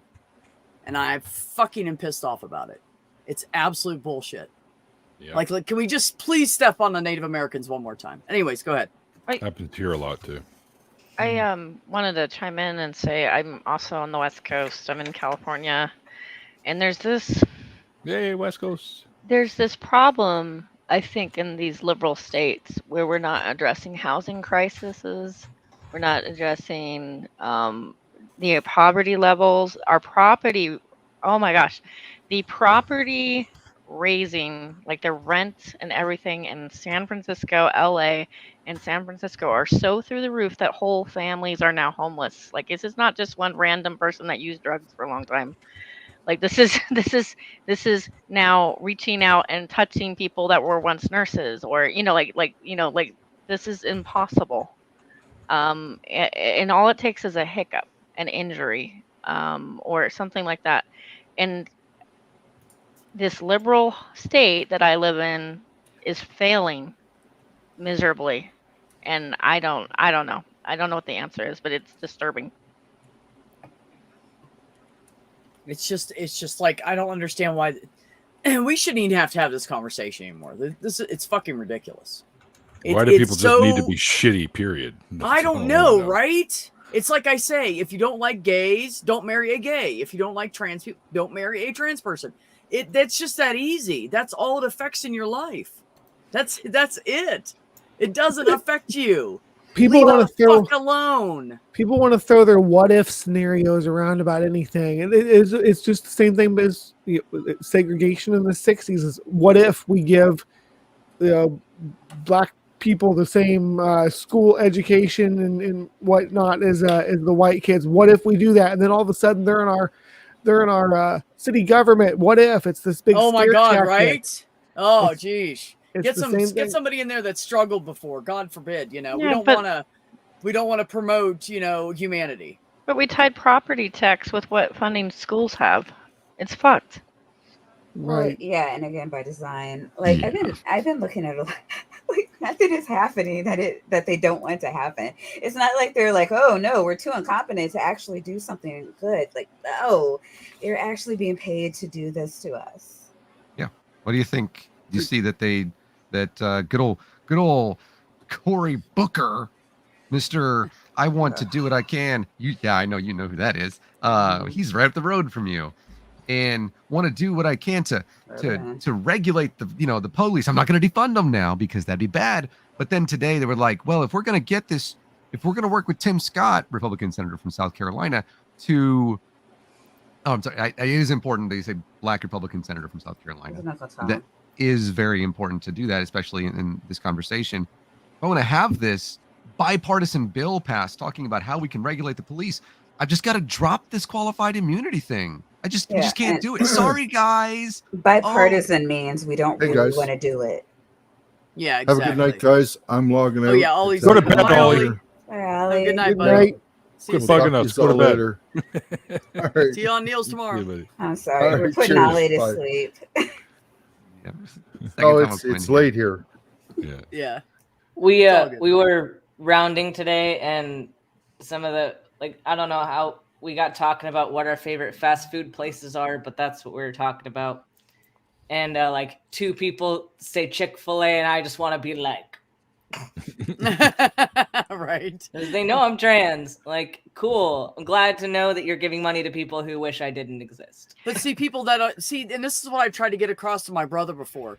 People Shitty who don't think about it one way or the other, they're just not aware. No, yeah, and I And was that's just about why to we say need that. to talk about stuff, because some of them just aren't aware of what they're doing. They just don't know because it's not something that's in their wheelhouse. It's not something Yeah. they see news about, because we all are given, like you and I will look up trans stuff. We're going to be given more trans news. If Neil looks up band stuff, he's going to be given more news about bands. So these people that don't look up that stuff because it doesn't affect them on a personal basis, they're left out of the loop. And they don't know Yeah. a lot of the times. Yeah, that's why they don't I'm understand how important this is. They don't understand what people are doing. They don't understand the effects of places like Chick-fil-A and what that means to people. And I don't think they're bad people. I think they're just unaware, and they're just not paying attention to their surroundings. This is why I'm so open about who I am and what I'm going Absolutely. through with my transition. Because if you know me, if you're in contact with me at all, you should be at least a little bit aware of this stuff, because you're at least seeing my content. At Right. least you know that you know people who are going through this. Right. Absolutely. Yeah, I mean, as trans, I don't know. I mean, when I was a Christian, I wasn't. I can't really say I was an ally, but I was a friend. I don't know, to the community. I don't know how you went at I wasn't actively doing any damage. I wasn't preaching. I wasn't saying, hey, you're all going to hell and you need to repent. And, I wasn't, chasing people So you just down. weren't against it. Right. You're It a wasn't slacktivist. You were passive. Yes. Slacktivist. A Slacktivist. I love Yep. that. Oh, nice. But yeah, I had the proverbial gay friend, and I don't know. I was nice to gay people, really. But I understood that the God in my book didn't like it, so I could only do so much. But I was a Christian when all that shit with Chick-fil-A first went down, and it was oh, there's another bigot making bigoted comments. This isn't my wheelhouse. And it wasn't I had none of the exactly. talking points. I didn't know how to advocate. And it wasn't until when I shed all that stuff where it was you know what, this is a shitty thing to do to other people. Maybe I should educate myself and kind of figure out what the things are. But as a Christian, it was just you know what, I'm just not going to contribute that. I'm not going to be mean. That's just mean. And you should be mean to people. And I just kind of stood out of it. And so for me, I'd eat Chick-fil-A in front of a gay person because it was ignorance. It wasn't something and I'm not trying to apologize for them. I don't want you to think that people feel like you deserve to. I don't want you to feel like people think that you deserve to die because they're going to support that without regard to you. It just really is completely oblivious. There's No, I'm totally aware. It's just the fact that people have the, it's you're saying people have the privilege of being oblivious because none of it applies to them. Right. So it doesn't matter to them, but it's you're gonna do this in front of people who it does apply to, and just people don't know it's a problem, and that in itself is a problem. It's a problem. 100%. When I worked in church, I worked in church for 15 years. I was a youth director in outreach, and I started becoming more liberal over time, and basically a Methodist. It was a subshoot of Methodism, as Christianity branches off a million directions. Point is that we had some conservative members in the church, and we had this weird. We allowed women pastors and stuff like that, but we danced this line of not condemning our trans folks or condemning LGBTQ folks, but allowing them to come in, and there was this weird dance of the line where some Episcopalians are incredibly out there and inviting, some Methodists are, and they dance this weird kind of game. I didn't like it. But anyway, this conservative lady who was on the church board comes up to me, and this is in 2008, and hands me Proposition 8 and wants me to sign off on a petition which defines marriage between a man and a woman. Do you remember that in California? I remember that. Yeah. Yep. Trust That me, was I know all about it. highly funded by both the Catholic Church and the Mormon Church, both, Yes. by the way. Highly distributed in religious circles, which I'm a big fan of separation between church and state. I think once a church gets into the political realm like this, I think you're questionable as a organization, right? Yes. And I outright refused to sign it, and then she just grilled me about why, and I said because I think they deserve the same rights as everybody else. And I was how unchristian of you. I was anathema from that point on. She tried to get me removed from my position just over that I was an at-risk person. Yeah. Wow. I'm surprised they didn't actually get rid of you at that moment. Yeah, it's crazy, right? It's just it. Well, needless to say, it was unsustainable. Mm-hmm. What my conscience was telling me versus what I was having to toe the line for, right? Right. But even in some of the more moderate churches, there's this pressure to shut up. Yeah. Not to shake the boat. Yeah. Yeah. Hey, Neil. Well, guys, Neil's got to get off of here. It's getting kind of late for him. He has to be up early. So, Neil, I just want to thank you for coming in and all the laughs and the good conversation and everything. And I appreciate you. Well, you paid me enough, so it was good. Shh, don't tell anybody that shit. I can't afford $1 for every guest. I know. So I gave half back. I put it on your Patreon. You'll get it back later. Sweet. No, I do appreciate you, buddy. Thanks so much for coming on. No We'll see you tomorrow It was night. a lot of fun. I'm glad I got to do it with Juan here, too. I know, right? He's a great guy. Yeah, he's awesome. Appreciate it. He's making ramen, though, and kind of I know. I might have to ramen myself to sleep. Is that like Be rocking careful, though. I yourself don't want to to end sleep? up wrapping around a noodle around my neck and choking myself. And that would just be silly. Right? I mean, no kink shaming here, buddy. Well, Yeah. No, that's okay. I'm not going to do that. Don't worry. I'm not going there. I don't eat in bed. I do, but I never eat on the mind. floor like all good. Anyways. All right, yeah, I- I'm going to go sleep because All clearly right, I'm buddy. delirious right now saying these ridiculous things. I appreciate Hey. you, Neil. Peace Hey, out. Neil. Thanks for having me, B. Yeah, buddy. You know it. Thank you. Yeah, I was just talking about strategic pushbacks that people would do, and you'd still eat dust for it. It's frustrating. Yeah, I mean it is, especially when you grow up immersed in it, and it's hard to kind of separate. I don't know. It's weird for me, being Black and a woman. It's got to be a lot different. I didn't get all the privileges of being white and a man, and it's really interesting when you trying to explain things to white men.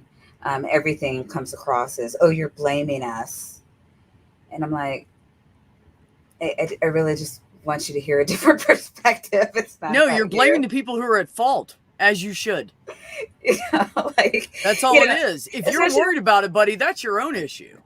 Especially with all the CRT shit, I'm like, you could just teach accurate history and all the other races will get off your back. And it's not to say I mean, it doesn't have to be taught in a way where, oh, white people are good and, you know, or bad, or, you know, it's just like this is what we, like, when I think about like what our country did to the Native Americans, I put myself in that. Like, we fucked them over. We should, you know, they deserve reparations, like more Hell than what yeah. they're getting, you know, like I'm totally for that because we fucked them over. And my ancestors really weren't in a position to fuck anybody over. Right. But like, I identify as an American, you know, and I want to see all Americans thrive. But like, I don't know what having not been brought up in the culture, I don't understand I don't know, maybe somebody can explain that to me, like why there's such like the defensiveness whenever like American history is brought up, like we're blaming the person we're talking to if they happen to be white. Yeah. I really don't get that. I don't have any of that, and I agree with you, Maya. Like my family, half of my family migrated from Italy, had nothing to do with any of the wars. They landed in like 1870 something, and they were poor fucking Italians in the ghetto in Boston. So they had nothing to do with it. My dad's side was from Chicago, and they fought in the war for the North, you know? So like literally I come from a poor background. None of us could afford to have had slaves anyways. And yet I still put myself in the position. I am American, and by God, we did that. Bottom line, you know, everything that happened, the slavery and I still say that we did it. And everything to Native Americans. We did it. I still put myself in there, same reason. I'm an American. I need to own it. So, I mean, I don't know. For politics, I totally understand why Congress is. I mean, a lot of the things that we're going through right now is just our politicians trying to push a narrative. The Republicans have decided that they're going to forfeit policy making and, you know, doing anything for the people. So all we have now is this kind of like, I don't know, I call it like religious politics, where they give you this, they give you the sickness, they give you the cure. Yeah. You know, right. Like, you know, homosexuals are going to ruin the nuclear family. Like, I don't know what that means. No, you know what homosexuals do? For all the bigots out there, let me tell you what homosexuals do that can't have kids. They adopt the ones that you fucking left behind. So fuck you all. As somebody that was Any of adopted, you that think I that support shit, that. fuck you. The ones left behind by abstinence only. We have several gay female and male couples in this area, like lots of them, that have adopted Hispanic kids and black kids and some white kids who were fucking left to just fuck you, just left behind, you know, and these weren't like kids whose parents died, you know, these were kids that were like abandoned. And they have, and everywhere I've lived, I've seen that over and over and over again. And I've lived in 9 different fucking states. So that's what gay people do.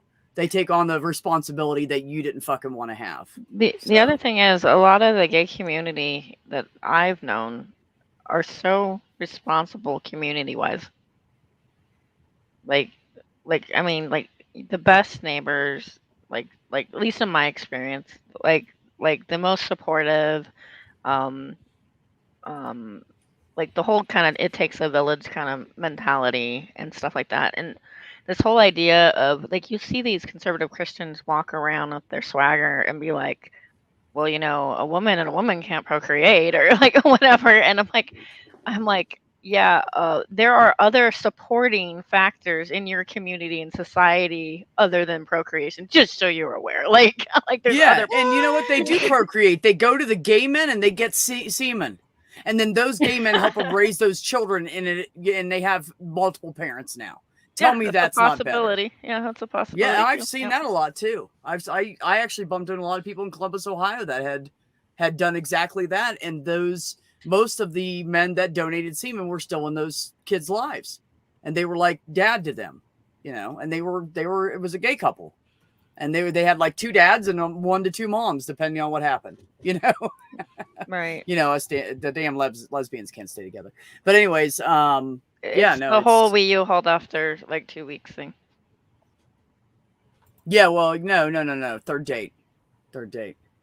Yeah, by the way, you guys, you know, we were talking about this the other night. I gotta return the card in the juicer.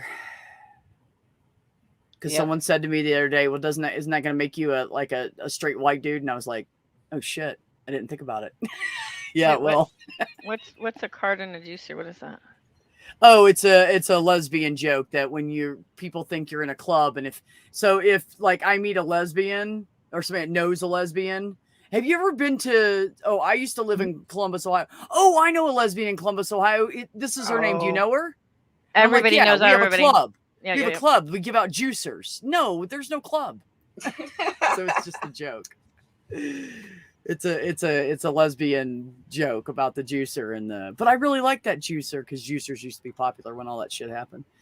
So they had just came out and everybody was excited about the juicers. So that was the club. Yeah, you got to have the card and says I am a lesbian and it's official, you know, and then the juicer. And then if you split up, you have to fight over the juicer. I thought you also had a Subaru or a Jeep, and I also thought you had to have comfortable shoes, but I don't know. Yes, you have to have comfortable shoes. That is absolutely correct, but only for the butch lesbians. See, that used to be back in the day before all these femi lesbians came out. You know, back in the day, everybody was like soft butch, maybe lipstick, you know, put on lipstick but don't wear dresses kind of lesbian, or like hard butch. And now it has evolved into these more feminine women who used to only date butch chicks that were almost dudes, and now they're just dating each other.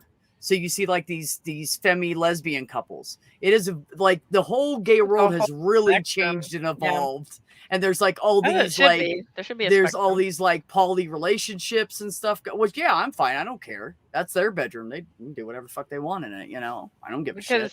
Because It's none of my business.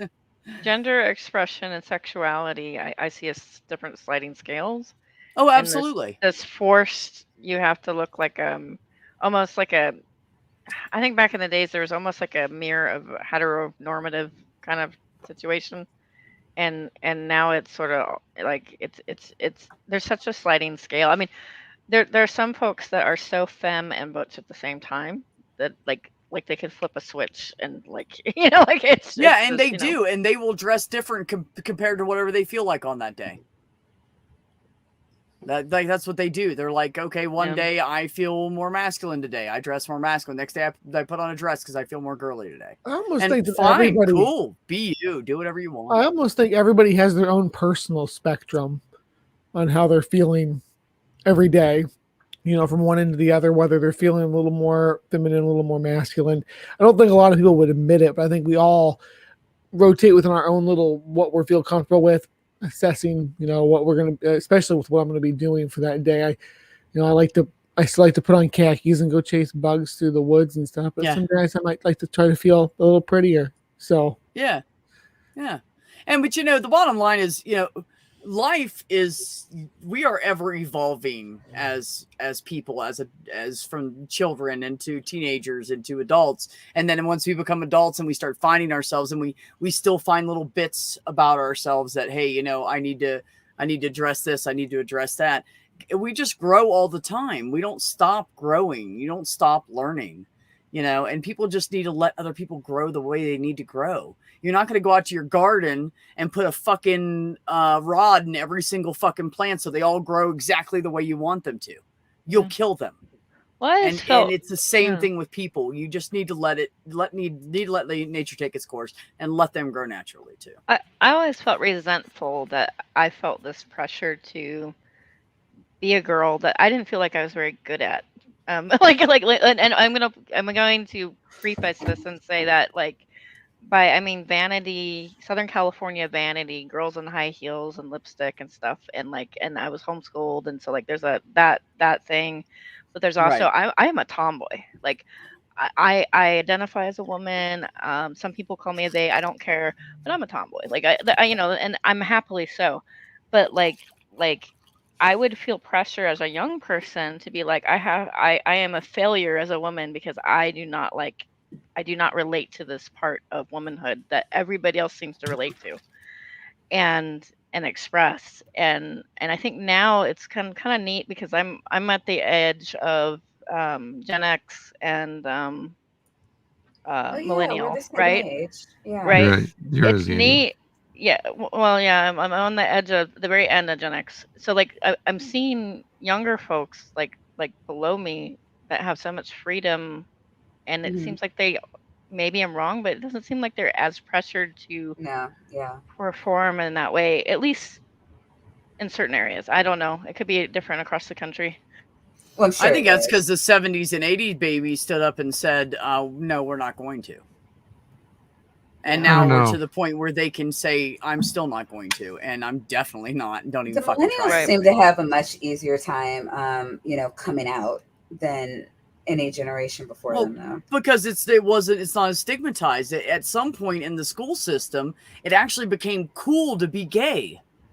I knew teenagers that were like high school seniors, and they were like, "Oh, it's cool now," and I'm like, "What do you mean?" "Oh, it's cool in school to be gay," and I'm like, "What?" And they're I like, "Yeah, remember people will that. just start dating someone of their own sex because it's cool to be gay now," and I was like, I remember people "Wow, writing articles on 2006, you're that. different." Yeah. Wait, does that mean it's cool to be accepting of being gay? Oh yeah, it's cool that people are gay, or does that mean that being gay is in itself Both. inherently cool? Both. Both. It was Oh, cool to my. be gay, and you should accept people for who they are. And that generation started like these were 18-year-olds that were 2005 to 2007 telling me this in different areas because I moved around a lot in that time period. That were telling me this.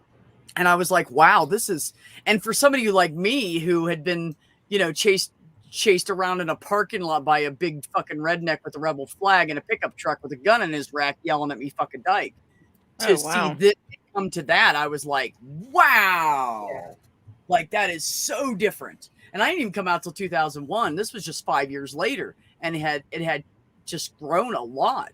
Like I feel like from like 1998-ish, 2000 to 2006, there was a huge growth in society with it.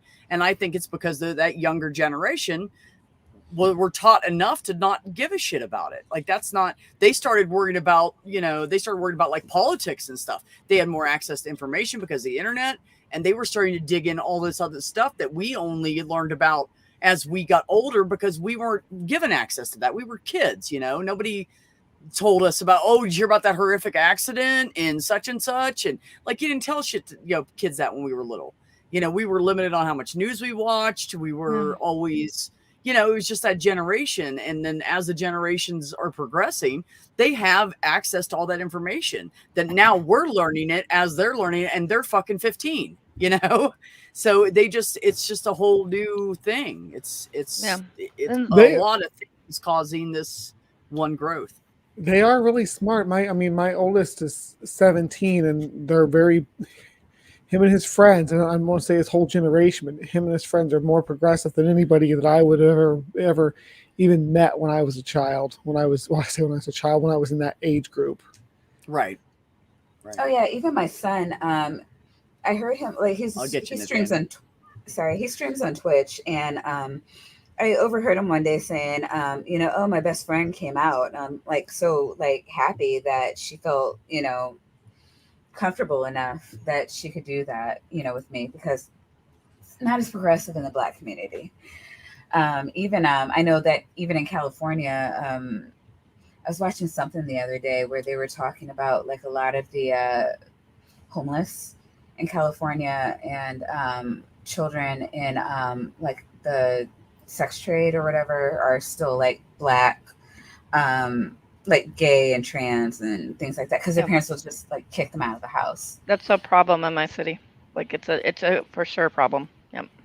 And but my son found out about it, but like ordered a pride flag on Amazon and like just waved it off the back porch. My husband, who is a Gen Xer like me, saw it, and I saw it first, and I called him, and I'm like, all right, I need to tell you something, and don't take this the wrong way. And like, he just couldn't understand. He's like, wait, does this mean he's gay?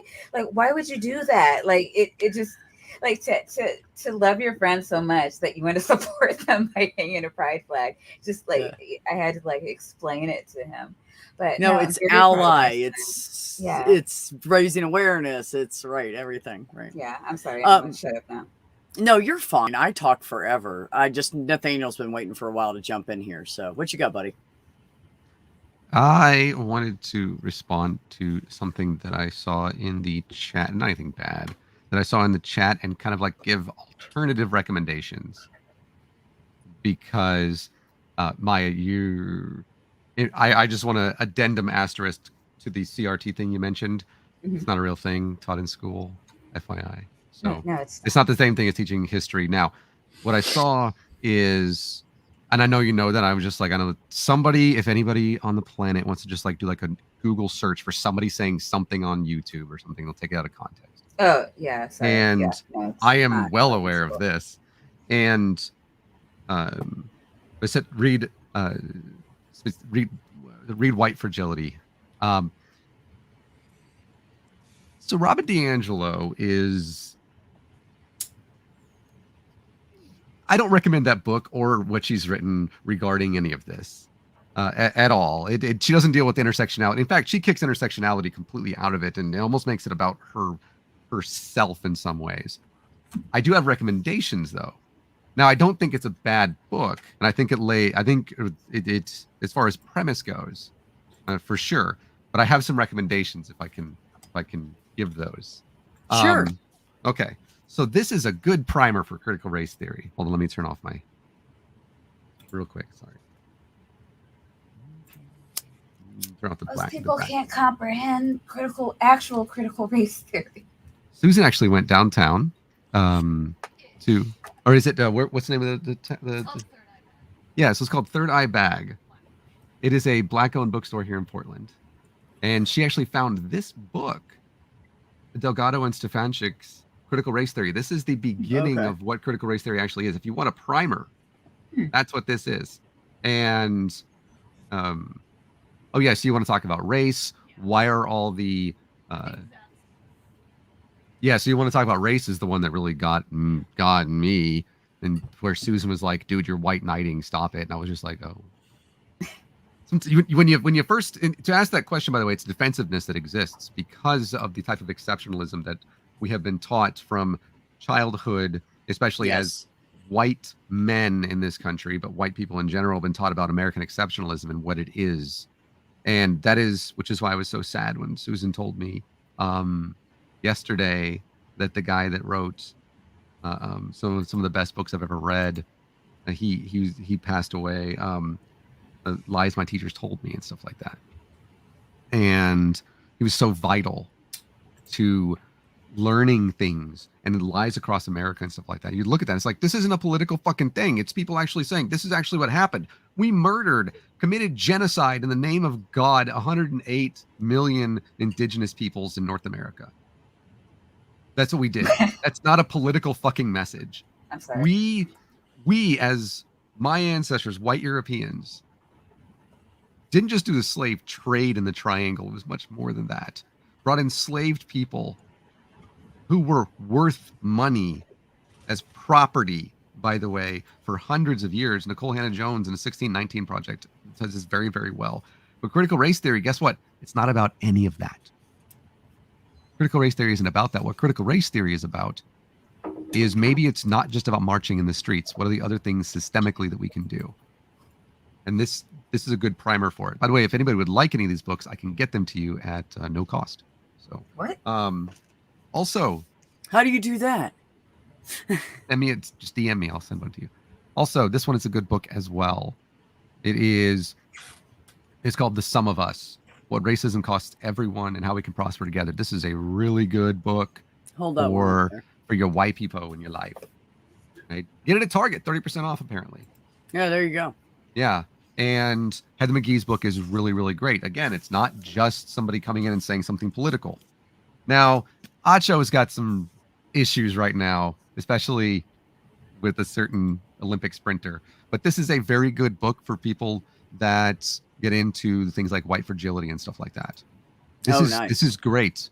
This is much better than DiAngelo's book because, again, sure, he played football at Texas. Don't hold it against him, right? But he is very well spoken in this. You can also watch the series on YouTube. He has the full series on YouTube. If you want to know more about American history, all the countries America's ever invaded. Oh, So like all of them. that's a It's- long book, as it's- isn't it? That must be fine What is print. that? It looks Like too an skinny. atlas? It is. It's. I'm not joking when I say that every page is a different country. Like Seriously? Rwanda's page 261. Samoa is page 262. On the bottom down there. And it's just like, it's an alphabetical. Yeah, it's alphabetical order. You can Holy see when the United crap. States. And there's some too on the same page. Yep. Wow. And it's just yeah, well, we didn't do that much to that country. Yeah. Well, World how many pages police. is that book? 500? It's- 400? It's now At there least are 300. there's some of these as well, which I'm huge fans of statues of people that own enslaved people. let me Oh, tell yeah. ya. Oh, yeah. Oh, my God. It I know is my this- opinion this- on that. This book it's over At 300 least pages. everybody should. And I know what people think about Ibram Kendi. At least I don't. I also don't care what they do, that they care about him. But Stamped from the Beginning is, if you have not read that, I recommend it. And if you are a white person, you need to sit down because it's really with an open mind, and it's really, really going to hit you hard. Yeah, and I dropped some books on them, but he wrote another one, which this is an addendum basically to the 1619 project. Okay. Because this is actually not just him, but it was edited by himself and Keisha Blaine, and it is from the first time, because that's like 1619 August 18th 1619, I think. It's literally just what 402 that was when the first enslaved person was brought against their will to the United States, which wasn't the United States at that point yet. But they go through in this, it's called 400 Souls. That's how many were on that first ship, and they go and they tell these stories written by different people. There's so many different authors that come in and Oh, wow. and they just edited this book, and it is, I haven't gone all the way through it yet because some of this stuff is so fucking heartbreaking, man. And guess what? There's a nice little chapter on Oregon. Well, there you go. Race and guns in a fatally unequal America. Huh. You ever want to bet ask? that You ever one's want good. somebody to wonder how they feel about black people owning guns? This will tell you. Susan also, what was that book? The redlining book you wrote, Susan, or the one you wrote about? The book about the redlining. Say again. The Color of Law is another good book. I and didn't again, even read that. There's sorry. Yeah. This one's difficult to read too, if you're a white person. See how what? I'm sorry. How the word is passed, a reckoning with. Oh, okay. Sorry, I slavery was across trying to the read the Oh yes, other stuff. it's Okay. yeah. I was trying to do that too, and then there's just like it goes like around the book and stuff like that. And well, no, here's the thing. The reason that, and I have How to Survive in America and some other ones and stuff like that, but we have these books, and I can literally come here right now, open this thing up, and read about it to anybody that wants to listen to it. But not everybody has access to these, and not everybody can buy them. Right. And Coates, I like a lot of things Coates says, and that's why we have them. If you want, not everybody can get them, and that's why we say, hey, if you want one, let me know. I will send you one of any of the books that I have, and we have a lot. This is not, and it's like part of this for me was because the first time that I read that I read So You Want to Talk About Race. I read it. It was actually last year. It was like June of last year, I think. And this is where me.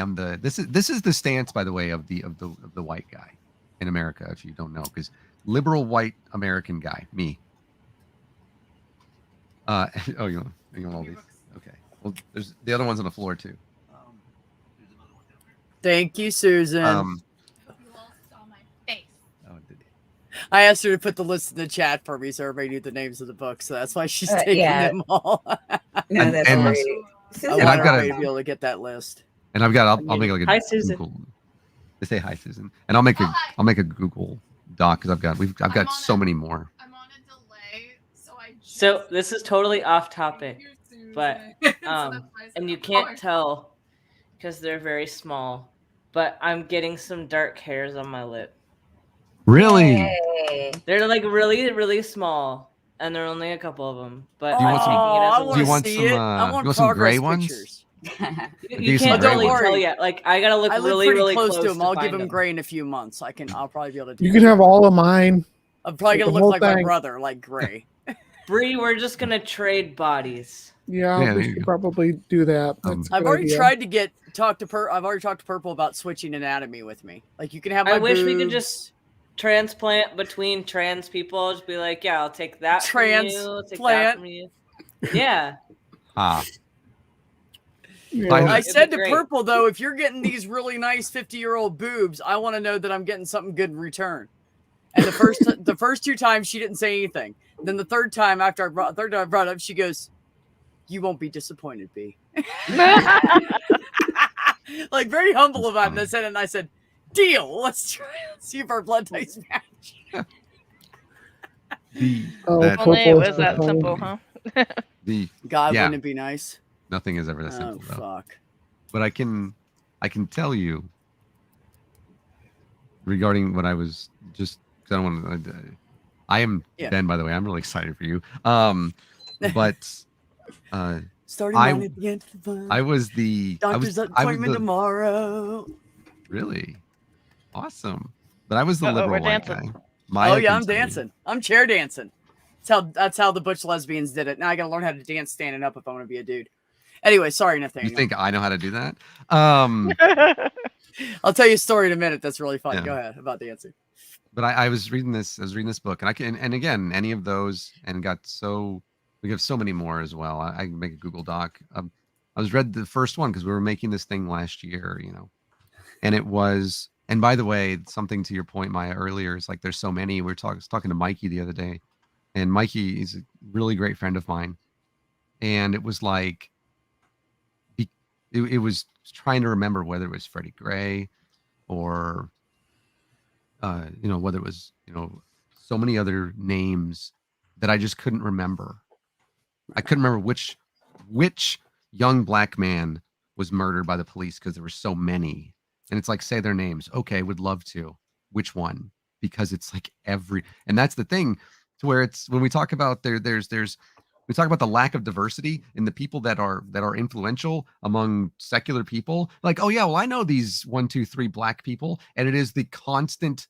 It's the loop of these 3 same people, man. Decent, Dragnon, these 3 or 4 different people, and I'm like, yeah, that kind of makes the fucking point. Yeah. Thank you for Uh, confirming what I was just saying. yeah. Right. Yeah. But for me to read this book and say, oh yeah, okay, cool. So they're talking about racism, and this is 30 days basically of cleansing and accepting how much of a racist I am as a white person in America. That's the hyperbolic thing of it. Is Right. when I read that and I looked at Susan and I said, yeah, this book's cool and everything, but I read it in like 20 minutes because like, okay, this doesn't apply to me. I'm not racist, and I turned around and I was like, okay, cool, next book, because Susan was still working like on page 1 of hers. And that was when, because I said, I don't take part in this racism. I don't do this, right? That was like me, liberal guy, Black Lives Matter, marching and stuff like that. And turn around and to get rightfully just sat the fuck down by Susan and to say, no, you are being that person right now. And like, oh, I'm going to go help somebody and I'm going to bring in, I'm going to bring in more. I need to have some diversity at my meeting or something like that. Right. So how am I going to do that? Well, let me reach out to that one black person that I think would be a good example, and it's like, wow, that's not okay. And That's exactly why, Nathaniel, when I did BLM streams, when all the shit was hitting the fan last year, I waited until I had a panel full of POCs because I knew I couldn't say shit. I was hosting it and trying to get the word out, and I let them speak. And I asked questions and put my 2 cents in worth wherever I thought it was necessary, and I kept my mouth shut a lot. And that's how I handled it, because it's not my place. It's not my place. It's just like cishet white guy can't talk about trans. You just don't know. You know, same thing. For sure. I did, by the way, figure it out. If anybody wonders whether or not I figured out the systemic racism and my part in it, I did figure that out, by the way. Yes. Oh, and we'll have to do a whole nother stream on that. And well, when I figured it out, it was from a different book, which was written, and I figured this out by a guy. So easy for me to accept that book. It's almost like there's also sexism, which is inherent. And oh, hey, love, sorry.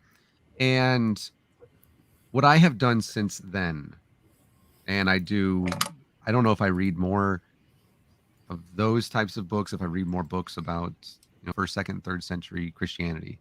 Right. But the one thing, and you're right, I don't get to go and tell Maya about, do Maya and I have intersectionality? Yes. But do I, and by the way, yeah, Coates and their information regarding intersectionality is so important if you haven't read on that. But you know whose job it is to educate white dudes about how we racist? It's mine. Other white dudes, right? Absolutely. That's my job. Well, they're not going to listen to other people anyway. Well, they're not going to listen to me either. Well, yeah, but you have a better chance. Yes, is my point. Because, well, I'm the one that upholds the system. Right. Right. This system is built specifically for me. Specifically for me. If this was a game mode and it was in like the beginning on easy, no, this is like practice where you cannot die. And it will never be broken down by the people who were not in the place to put it in place to begin with and to spread this fucking toxic nonsense. And yeah, Ox, there's so many names. Nathaniel, I have a question. There are a lot of names, way too many. When you talk to somebody, I'm sure there's maybe somebody in your life, a family member, somebody that has this I'm not racist, but kind of attitude going on or something like that. When you talk to them and you know that fragile sensitivity, have you seen that? I had that. Right. How do you overcome that, or do you just like let them have that sort of meltdown? I think it now obviously your experience may vary, but it's now Susan was able to come to me and like very level with me and say, hey, this is how you're fucking up, you know, and that was because of our relationship. So I think that matters. But the biggest thing when I talk about this and say, like one of the biggest things I'm able to do is try to put things that are so easy for me and which are not easy for other people. And by other people, I mean not just black men, not just a undocumented immigrant in our country, but rather even for white women. Some things that are so easy for me to do, like find a bathroom, you know, that is not always easy for anybody else. And that might seem something that is like, okay, it's a bathroom, dude. Yeah, cool. Now let's consider who gets to use this bathroom and why is it easy for me to find it? And why is it not easy for somebody else? Why do we have to pass things like ADA, which made it mandatory for us to provide services for people who don't walk like me or are incapable of doing so? And I make sure that I use examples that I know in my family's life. We have never, ever, when I was growing up, and this is something that I talked about with my older brother, grew up in a town in Northeast Nebraska, 330 people. Guess how many cops are there? 0. Not a single one. And then you go to Neely, Nebraska, which is the county seat, the Antelope County, and it's just over That's 1,700 people. And you go there, you know how many cops are there? And now this may have changed in the past couple of decades, but this was the example that we used. And then went out and we said, okay, cool. Now let's look at a town that is more diverse. And believe it or not, in Nebraska, it's not that difficult to find some of those. And you find more police. There might not be more crime, but why are there more police here? And that begins this thought, like, well, nope, there's not more crime here.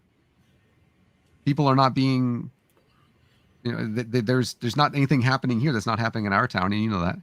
Does that come down to like redlining? I mean, really, if you think about it, it's less obvious in rural areas, but does it exist? Yeah, it kind of always has. Where if you look, there's a large in Fremont, Nebraska, a large population of folks that came here from Ethiopia, and it was like, okay, I don't feel safe anywhere except right here. And why?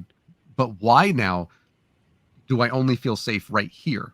Is this because I want to, or is it because this is where I've been basically told that this is the only place I can be safe? And this begins a very difficult conversation, which has never been an easy one. And I know that because I had to have it with myself. And people have rightfully, I think, used the example, like, when was the last time you were scared when you got pulled over by the police? And that example works a lot. Because, and then I say, okay, let me go and ask somebody who doesn't share my skin tone. Or very specifically, let me go and ask a black person. Right. And the thing with that is that, okay, the thing is you don't want to do is say, let me not just use it as let me just use you as a statistic. Because then it removes people.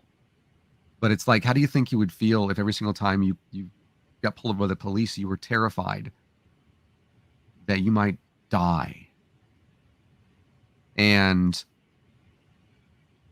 that's reality for a lot of people.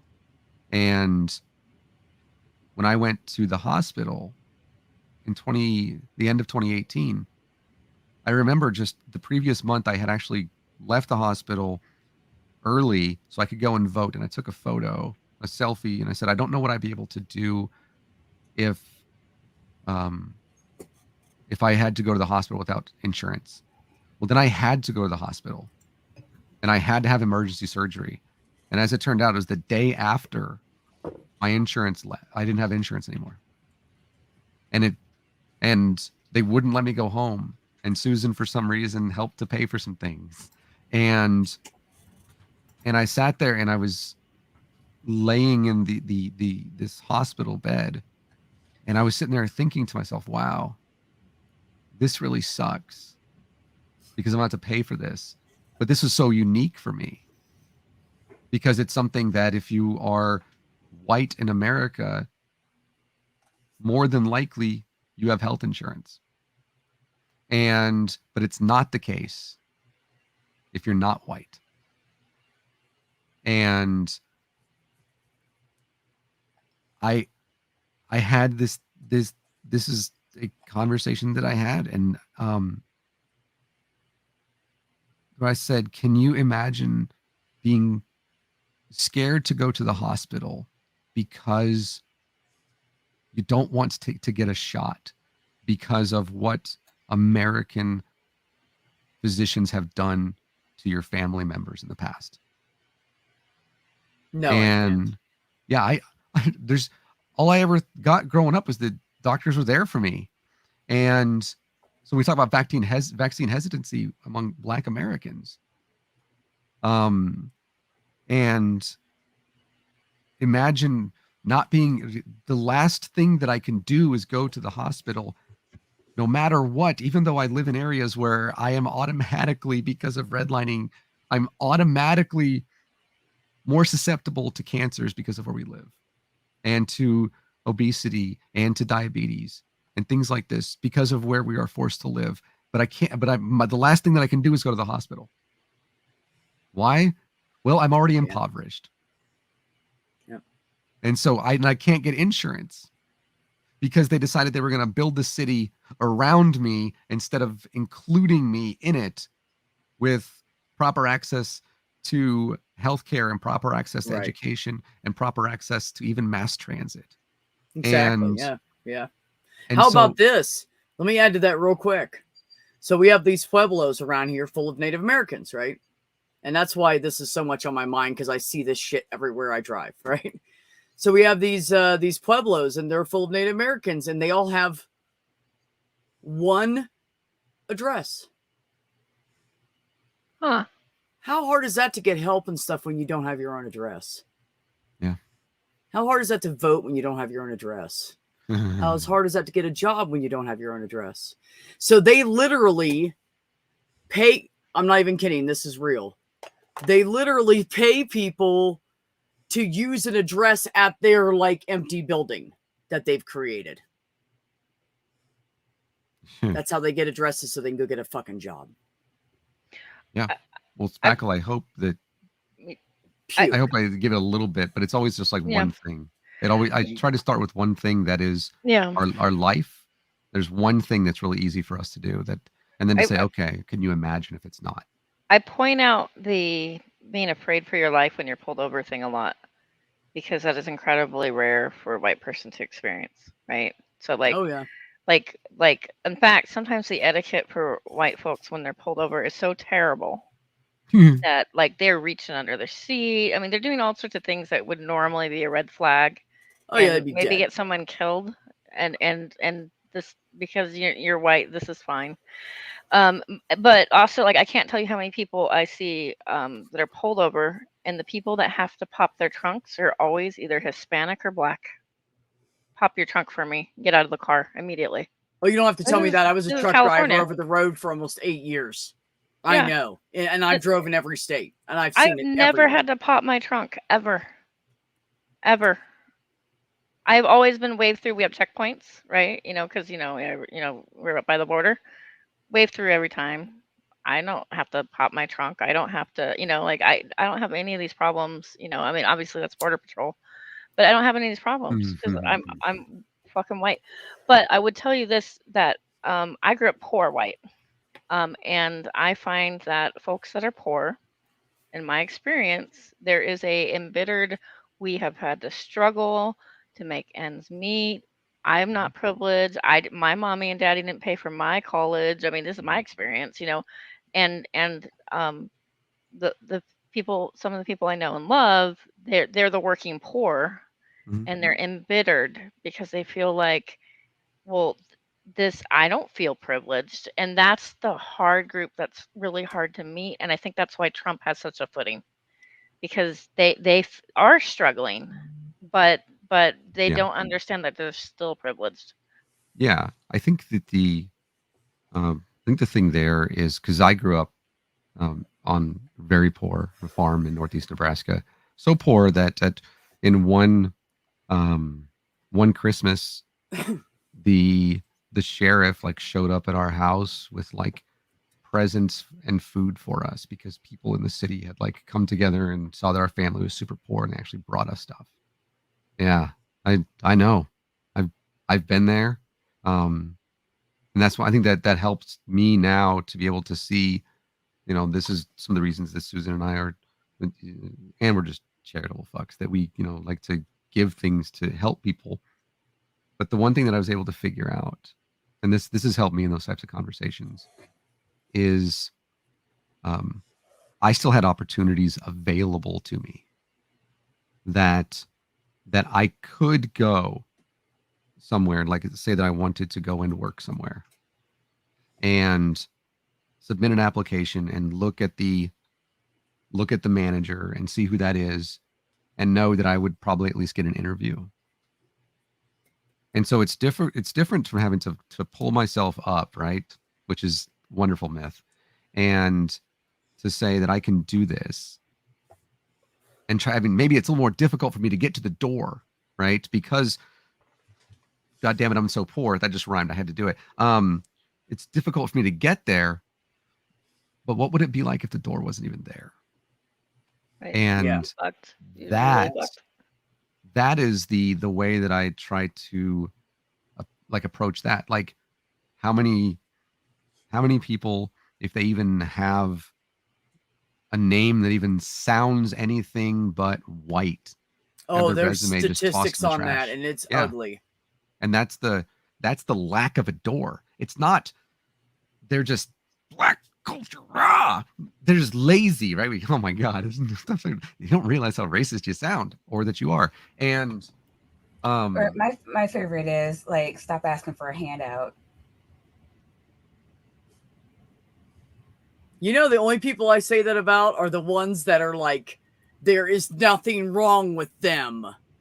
They run around, they play with their friends, they're playing basketball all day, and then they're like, I can't work. Those are the people that piss me off. That No, those are the I get people into arguments with people, like Yeah. black people. All black Oh. people, we're just asking for a handout. Oh yeah, no, that's bullshit. Yeah, we just want favors.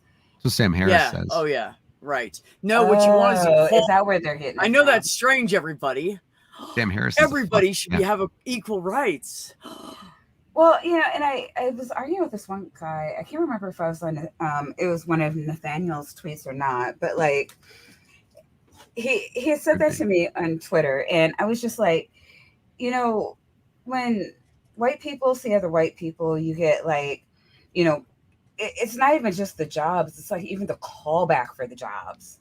At the rate, it's like, your house is appraised for more, like, there's all the things, right? And it's like, we're just asking for equal. Like, can I get the job callback? Can I get the interest rate? Can I get the things? At some point you have to recognize that I'm not the one asking for a handout, that me asking for equal treatment is you not getting your handout. Yeah.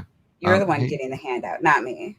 And Maya, it's coming at my expense. And people, like, they just don't want to see it like that. Like, it's just like, no. And I'm like, wait, what? Explain it to me some other way. It's the only way I can see it. And Well, Maya, I have a question for you. okay. How often do you find yourself code switching? I was raised in Catholic school, so I'm different than most of the black people I meet. Even my children, they feel very uncomfortable being the only black person in the room. It's something that I've had to do my whole life. So it's hard for me to say that. It's kind of intuitive. Like at 40, it's kind of intuitive. Like, okay, when you're around these people, you act this way. It's just like a Spanish speaker. Well, when, I'm around these people, I talk this way, and I don't know, you don't really think about it as much, but I've been reading a lot of articles from a lot of people of color, not even black, but like just people of color. And they're just like, I don't want to have to go back to the office because, I've been able to be my true authentic self for the past year and do my job. And it is glorious. And I'd rather quit than have to pretend that I'm somebody I'm not, just to, to exist. Yeah. I mean, when is the last time that well, I don't have hair, but like just to be basically to come in and be considered like a normal person in society, that I had to style my hair a certain way. Yeah, that pisses me off. And yet I love that black women are embracing their natural hair, but it still pisses me off every time. Like, I mean, we're still fighting just to, like, for our hair to grow out of our head, and have it not be seen as unprofessional in the workplace. Like, that's still a huge thing. Yeah. And these are the things that I think that a lot of like white people, even here in Oregon, because not every conversation again, and well, actually, if you go on the east side of the Cascades, it's none of them, and to where this to me, and I feel like I'm fairly well read, and that I listen so much as much as I can to learn. And then yet I find myself sometimes learning even more and more of these things that I just would never know. Yeah. And Because it's Like hard to articulate, you know, like the nuance that goes into so much of this, you know. Oh, and yeah, and this isn't even my lived experience. Right. So Holy Spackle, when you bring that up and you kind of ask those questions, like what are the things you say to people that are fragile? And I just say, well, they're white people, and like it is that every single person, how can I talk to them? Because I know that the way that I go when I talk to Mike is not the way, they're not the conversation that I can bring to like Shelby or something. Mhm. Shelby, by the way, was a person who, when I first met her, didn't understand what, all of this, this Black Lives Matter and stuff, was all of like, yeah, it's not that big of a deal. And then she saw January 6th happen. She said, holy shit, this place sucks, man. And it's like, yeah, it's almost like things I was telling you. And, so all of them are unique. And it's just like, then you have a white apologist person that's like, oh, I want to be an activist, but there's just so much. I could never know. I could never get all of it. And I'm and so I'm just going to sit back and I'm just going to tweet. And which I get that, by the way. I've Twittered. Yeah, it's overwhelming. But then people use that as an excuse to not do anything. Yep. And yeah, which is what I was bringing up earlier when I was just like, well, I don't know any trans people. So like, what am I supposed to do? Like, how do I, and a lot of it is like, you'll go online and you don't know if you are getting the real story or if you're running into a Candace Owens, and I don't want to try to be a trans ally and I'm getting all my talking points from Blair White. And so, I mean, when you're, kind of faced with that, I'm just like, okay, if you could like just shut the fuck up, like that would be so much more helpful than, Yeah, see, that's the thing and that's why I've been letting you guys talk. I know when to shut up. Everybody needs to learn when they're supposed to shut the fuck up. Well, it's like, like for me, like I have a hard time calling myself a trans ally, because I know so much more than I did, and I am trying to talk. I'm trying to talk to people. I'm trying to listen to your stories. I'm trying to understand. Thank you. And I don't feel comfortable. Like I was in a stream with Math Pig and his conservative friend a few weeks ago, and we were talking about the whole like pronoun thing, right? And everybody was just letting me talk, and I'm like, I don't feel comfortable talking for the trans community. I am so not trans, and I'm just, I don't know. His big thing was like, well, if we don't have meanings to words, and I'm like, we don't have what? Like, it's like, well, why, I call a boy he and I call a girl they, and if I don't do that, then words don't have meanings. And I'm like, you can tell him words have usages and start explaining that to him. No, what I said to him is, hi, my name is Maya. My pronouns are she, they. Is she, her. Please use that appropriately. It doesn't matter what the fuck I have between my legs. It's actually none of your goddamn business. Like, that's right. Just from a we don't have to.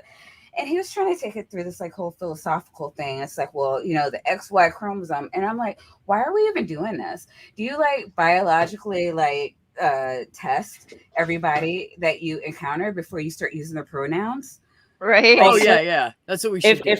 If you need to argue with people about this, like you can send them my videos. This is literally my content is about biological sex. Yeah, I didn't even know you were alive at that point. Like, I just found you like 2-3 weeks ago, and this was maybe a week or two before you started appearing regularly on B's channel. And I'm like sitting here just trying to like, okay, what have I heard? What do I know? And just from a logical perspective, like for me, it's like it seems really upsetting to people when I misgender them. And I don't want to do that to another human being because, like, I'm a decent human being. And this is something minimal I can do that makes all the means everything in the world to this person I'm interacting with. Why the fuck wouldn't I do that little thing? You know, Right. that All you have to do is say, "What are your pronouns?" Right. That's And it. it's like I said to B, and like I said, debris and purple. I'm gonna misgender you, and I'm so sorry.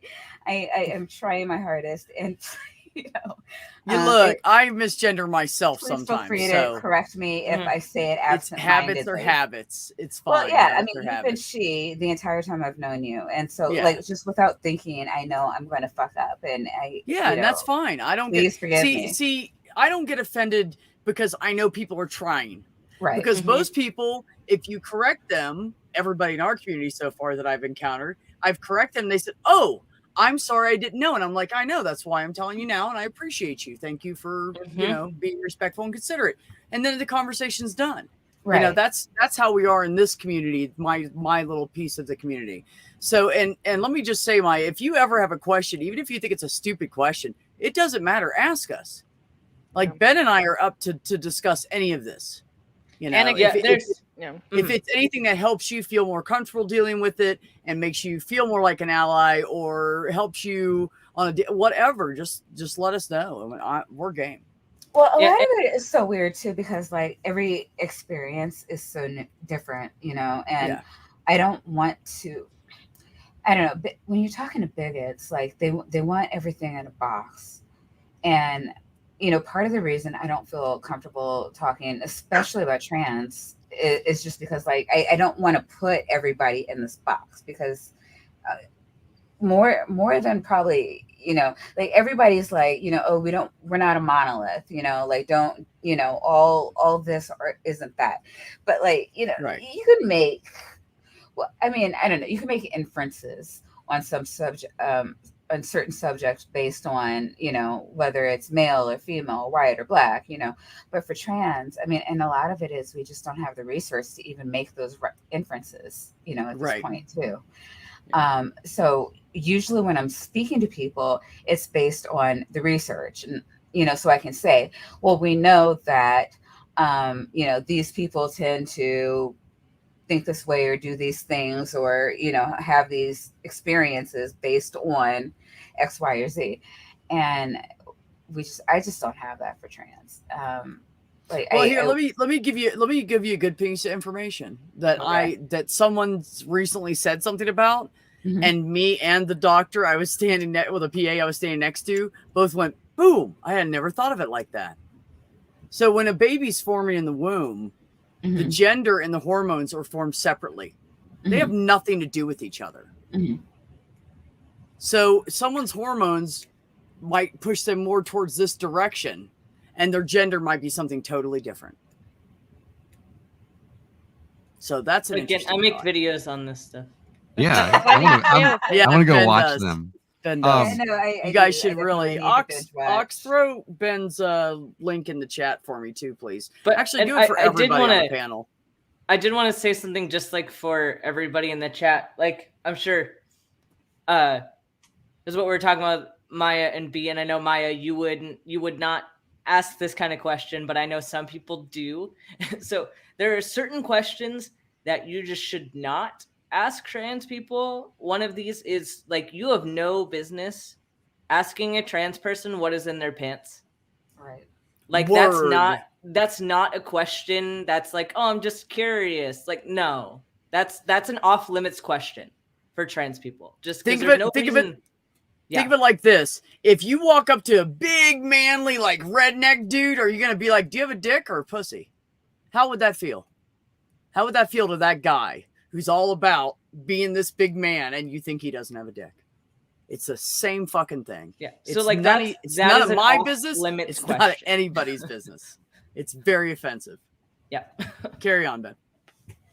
That was it. I think Nathaniel wanted to say something, but I just did want to clarify that to them. That oddly is the most, unfortunately, in so many times, especially online, that is the most common thing that you see is oh, well, are you pre-transition, post-op, pre? And then they go straight to it, right away. And I'm thinking, business. And I'm None like, of your business. I was thinking, like, what if somebody like came to me and said, "What kind of labia do you have?" Right. It's exactly the same thing. Oh, excuse me, ma'am. Do you have a penis? I mean, how many women would be offended by somebody thinking that, like, cishet women would be offended by anybody thinking they had a penis? It's bizarre. It's Yeah, like, and you will just commonly walk up to like cishet person and say, "What's in your pants?" Fuck no. You don't do that to people. Why would you do it to somebody that's trained? I just doesn't make sense to me. Okay, there's people in this life you'll come across and you'll look at them and go, "Huh, I wonder." I've had that happen to me, but I don't think anything bad because I wondered, and I don't think anything bad for how they look. Just sometimes you wonder about people. Thoughts go through your head. That's okay, but I wouldn't walk up to the person and fucking ask them. That's fucked up. Who are you? Yeah, my name's this. Who are you? What do you have in your pants? What the fuck? Yeah, so like questions that are like sociological or like things related to how trans people interact with the world and how you interact with trans people, like those questions are great. But like the biology questions can be a bit touchy. So like be really careful. Make sure you know the person well or biology. discuss it with them. What is your limit that you would feel comfortable discussing? Because I want to learn about this. It's every single bit of it in all of life throughout everything, whether it's Native Americans or people of color or trans people or gay people or poly or pan or whatever the fuck. It's all about respect. If you just show respect, everything would be okay. That's all you got to do. Ben and Nathaniel's been trying to cut in here. I know. Not to Nazis though. Fuck Nazis. Okay. Your ideology doesn't get respect. Sorry, not sorry. Yeah. No, I was just gonna say. I don't know what you and Richard are talking about in the chat there, Juan, but if you ever want to chat about lexicography, I don't care what Richard's trying to say, that you can't use a lexicon to do lexicography, which literally means context of what's happened there when he talks about sword in the stone, and unfortunately not talking about the round table. Whatever. That's a whole different, I guess, mythology. If you ever want to have that conversation with him and you want fly on the wall. He wasn't talking about the sword and the stone. He was talking about the ancient Hebrew definitions of sword and stone. I'm just going to drink my void now. But I love that. But if you ever want to have that conversation with him and I want us to be a fly on the wall and just listen, because that's like my PhD trend. Well, let's do it sometime. Let's get you two together with Richard and we'll just do a stream and I'll host it. Oh, I just want to sit there and listen. Oh no, you can be in on it. Because I want to pretend like I'm in the closet, windows open a little bit. Fucking peeper. It's all consensual. I mean, okay. If that's what gets you off, man, yeah, it's cool. No kink shaming here. I was gonna ask Ben, and I'm curious because again, it's like on the sidelines watching, but I found that a lot of trans women will say, "I'm a trans woman," and immediately they will be sexualized and get like thrown offers, assumed that they're like polyamorous and some of them are monogamous, or even like asexual. That's possible. They're just like, why are you it's like sex on demand kind of thing. Because it instantly got labeled as soon as you get labeled woman. That's it. It's a fetish. Yeah, like trans people, and this happens with trans men too. Like there's like a lot of fetishization like happening to trans people, and it's weird because I don't know. Like I don't know what it is about like a lot of cishet men wanting to make objects of other people. But they like to make objects of us now. Yeah, it seems like it's an ongoing thing. And it just seemed like it was aligning with what you were mentioning too, kind of similarly. But yeah, it's an observation. Yeah, it's weird. I don't understand cishet men. Yes, right. And I want everybody to read that. Objects. Yeah, no, exactly. Yeah, you're right. Ben. It's awesome. I do need to jump off here because I have to work in the morning. Yeah, me too. Amazing stream. I gotta cut this off too. Thank you for coming, Maya. I love these conversations, and same. I'm sure I'll see everybody here later in the week. So good night, all. Night, sweetheart. Have a great one. I think that Richard insulted me in the comments. You know what he's doing? He's like, come on, let's talk about it. No, that's all it is. He's he is completely disregarding any type of scholarly information I might bring to a conversation. I know. Man. I know. I want to just sit back and watch these two go at it. I told him I'll do it. You guys let me know when. I don't want to get involved. I just want to sit back and watch. Where did she go? Did she say she was leaving? Did I miss that? Oh, she said I gotta bounce. Oh, I did not know. Well, if you're still listening, HS, thank you. Appreciate you.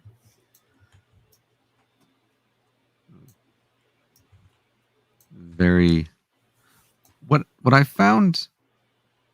I recognize you as educated. Okay. What I've found is because people think that when we talk about things like the conversations this evening and stuff like that, yeah, that it's like on a the person starts talking about how like sex work is work, that automatically this liberal person. If I'm a conservative, I'm not going to listen. Or if somebody starts talking about the Second Amendment, they're automatically a far right wing conservative, and I'm a liberal and I'm not going to listen. Oh yeah. Okay, Richard, fuck off. Your education and the fact that you're educated makes me feel bad for you, sir. Yeah, well, fuck off. Like I'm sorry. I'm not sorry that I'm getting an education, dude. That offends me. So my response may have been out of line. I apologize if it was. This is not my forum. I apologize for that. But no, I'm telling you both to behave. It's okay. Go ahead. I did not mean to cause that type of a reaction. No, I didn't say you did, buddy. I didn't say you did. But what I have discovered is that nobody likes to be shot with a gun, right? No.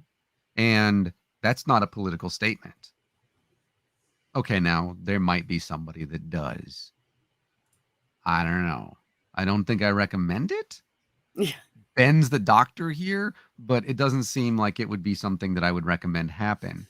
No. It's bad. Okay, thank you. And at the same time, nobody wants to be an enslaved person. Oh, fuck no. Now, obviously, I'm not speaking about this social type of thing where we have it inside of. This certainly is not anything that's like king shaming inside of BDSM. That's not the same thing. And that's not a political statement. And these are the things I think that when we have these types of conversations to where it's like, guess it doesn't matter, because I know trans people who are conservative, and by the way, there's plenty of secular people who are straight up not conservative, whatever, not libertarian, but straight up fundamentalist far right. And you wouldn't believe that if you listen to certain polling. And yeah, I know. Isn't it weird when you bump into I've bumped into people that are like POCs and one or two natives that were Trump supporters. I'm like, what did you just do? Yeah. You just Yep. And I think that the way, because I know that I'm fairly certain that Juan and I would disagree on more than a few subjects. And just two, actually. One, why it's important not to have hair. But I also can just about guarantee that you and I could sit down and actually have a conversation, even with disagreeing on certain subjects. Goes right back to respect. Absolutely. And I think that's actually because we can say things that are not political stances. Like, guess what? America has racism. That's not a political stance. How much there is and how systemic it is also not a political stance. Right. I think that is a really, really, really big deal. That what we have done, and especially in the United States, is made everything. If I see somebody driving down the road, which I see them here in Oregon, and they have a lifted truck, what's your first thought? Who is that person? Depends on what the truck looks like, honestly. No. What if they have an American flag in the back of their truck? It's still not enough for me. It has to be Really? more than that. Oh wow, yeah, no. Could be literally anybody in South Carolina. Oh, I so mean, they're all- I know Trump people supporters. that have American flags on their antennas and shit, and they're good people that just don't. But they love This the United is States. But up they are here. open-minded people. You find a lot of them here, honestly. I've Oh, found yeah. more here than anywhere I've lived. We got Democrats with those trucks too here. This is just Oh. South Carolina. People that But drive once those you trucks. get to the point of slurs and shit, it only takes one, and I'm done. It's the And I know what kind of here person they are because they in- told me. In Oregon, the stereotype automatically is when you see somebody and they have the big ass American flag in the back of in the bed of their truck and they're driving down the road. Oh, the people with the I thought you meant in the back window, like one of those screen things. No, No, you're talking about like the people with the flag. Oh no, yeah, you know. Yeah. Yeah, And that's they're the- all because they parade like that and say we're the Proud Boys. So like it's easy to pick them out. Yeah. that has become political Yeah. somehow. That having an American flag. And by the way, there's one back here and behind me in our room, just because I don't know what to do with it right now. Last year I had it where it was hanging up upside down outside the house. And then like whenever the previous president, who was somehow elected, was president, whatever, was finally removed from office, I didn't know what to do with it. So there it is. But it's still there. And it's like, there's no reason that the American flag should be a political statement. And it's No, also, it shouldn't. I think it's also okay to say, hey, you know what? I am like right now, I'm not happy with what the United States is doing with regard to how we have handled things in Afghanistan. That is not a political statement. That is simply me saying, maybe we should fucking do better. Yeah, The political statement then becomes, it's President Biden's fault and his administration. Or, actually, no, it's the previous guy and how they sat down with the Taliban. It's his fault. But then technically it's a little bit Biden's fault. He did give Bush the power to I don't start disagree that crap. I don't disagree with you. It could also be partially the fault of 44, who came in and said, "Hey Michelle, I'm gonna drop some drones, drone strike some citizens, and build something in Chicago, make people like me more." I love Obama, right? But he has part in that too. Well, the close bottom Guantanamo. line is that all of them do. No, I'm not. Because I can't even you're get never going to anything get a past McConnell. president. You're never going to have a president in the presidency. Let's just say he's a really good guy and he means well. He's still not going to get things done the way he wants. It's not going to happen. You're not going to do the right thing the whole time because you are not allowed to anyway. So all of them have faulted somewhere. Sure, but how many of the things that I just said are political statements? Well, not the very beginning. Well, the thing where I said where you started. Maybe Obama shouldn't have done drone strikes, which killed somewhere around 75 civilians. Right. And in my opinion, now I do have an opinion that people take as a political one, but this also affected me specifically. I'm actually upset that Donald Rumsfeld died, and the reason for that is because we were unable to put him and Cheney and W in front of a war crime tribunal. No shit, right?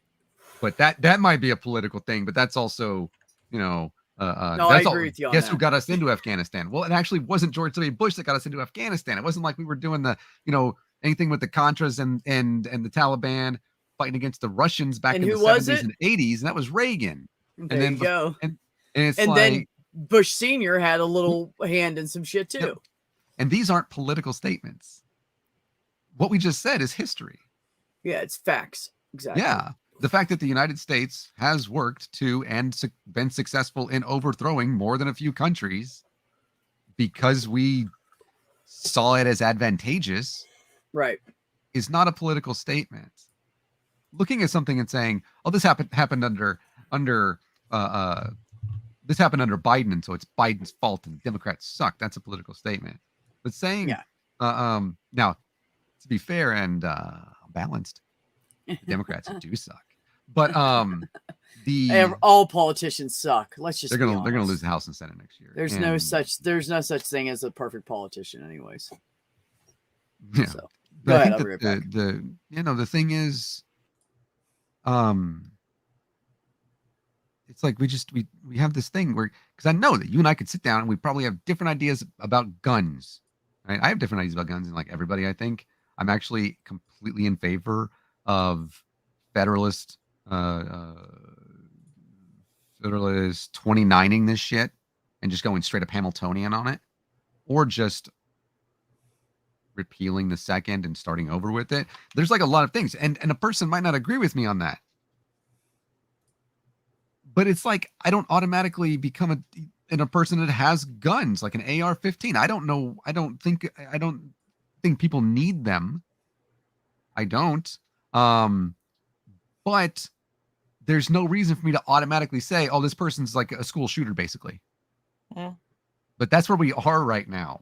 If you see somebody, and this is the thing, it is easy to get caught in this thing where you see somebody in those the pickup trucks driving down the road and they've got a big ass American flag. Look at that insurrectionist. Okay. And by the way, it is easy to do that, as easy as it is for somebody who doesn't know me and finds out that I'm a social democrat to say that I'm basically a fucking Marxist. And the way that we have done that, and the way that we've allowed that to go, we allowed a robot to create social media. Thanks, Mark. And it has helped to erode any type of conversation. I despise 45. With I'm every going to say fiber- that everybody here will agree with you on that. But guess what? He didn't start that. He didn't start the racism and the sexism. Oh, no. He's a symptom of it. He didn't help. No, I mean, he made them symptom. run their mouths more and more publicly. That's all he did. That shit has always been there. That shit wasn't gone and then came back because of him. No, he just let people think it was okay to run their mouths about it more. He just sucked at his job. Yeah, he was. I mean, I guess we won't really know like how bad he really was for a while, but I think like 500, 600,000 dead people in less than a year is a example. But that was funny. Yeah, I know, right? The way that we automatically turn. Now, am I going to look at you, sexy lady? Oh. No, get back into focus. No, that way. There you go. Hey. Sorry, I'm just. It is a digital green screen. So. Yeah. Oh. So now I'm hearing like I'm not a fan of people that platform anti-trans people and transphobes. I'm not good. I'd have to kick you off here if you. Yeah, it's I think you'd be surprised how many people are okay with that are secular. Oh, we've got to hear them out. And I said the same thing about modern day debate when they hosted a debate which featured two Nazis. I'm just like, that's not a debate, dude. Nazi bad. Like, is this a conversation we're really having right now? I know. Do we need to? Yeah, and so I'm not a fan of that, of doing that, because it's harmful. It does nothing but give your audience 100% of their focus to this person who is spewing ideology. Right. But I also think that there's part of this that comes down, and this is something that I have kind of, as I see this type of discourse just fucking break apart, is they're a Nazi for a reason. And it's not it's not because of this ideology, right? Somebody holds a certain position, especially one that is so extreme, and something like that is so exclusionary and something that is so wrong for some reason. And it is what I have discovered is I want to take the time, and there's plenty of them here in Portland, to sit down with one of them. And I don't want them to tell me about their ideology. I know what Nazis do. We've seen it. Yeah. And I know what racism is. I get that. I understand that you don't like Jewish people. I get it. I don't want to learn about that. They actually, here's the thing though. It's not really the thing. What I want to know is when did this start? And what was it like in your life when you first heard about this? And I actually I don't want to talk. And what I feel is like, because if I sit down and I talk to somebody and I'm talking to somebody, like, let's just say what is one thing that we do not agree? Where's an area we don't agree? What do you think?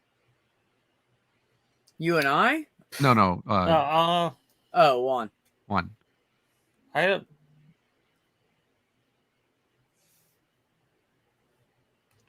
really don't like. I guess the only opposite things I could think of would be the small government anti-war, or the things that are typically more on the right.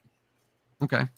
So if I just say, oh, okay, fine. I guess you're fine with Iraq and everything else, and just what's it like to be a warmongering, freaking what are you about big oil and all that shit now too? If I do that automatically, which is so common, we don't know the reason that you even feel that way.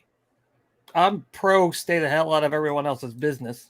Okay, you and I get along really well. So, but like, if I hear somebody like, if you hear something like Back the Blue, right, you automatically think that this person is just against Black Lives Matter, right?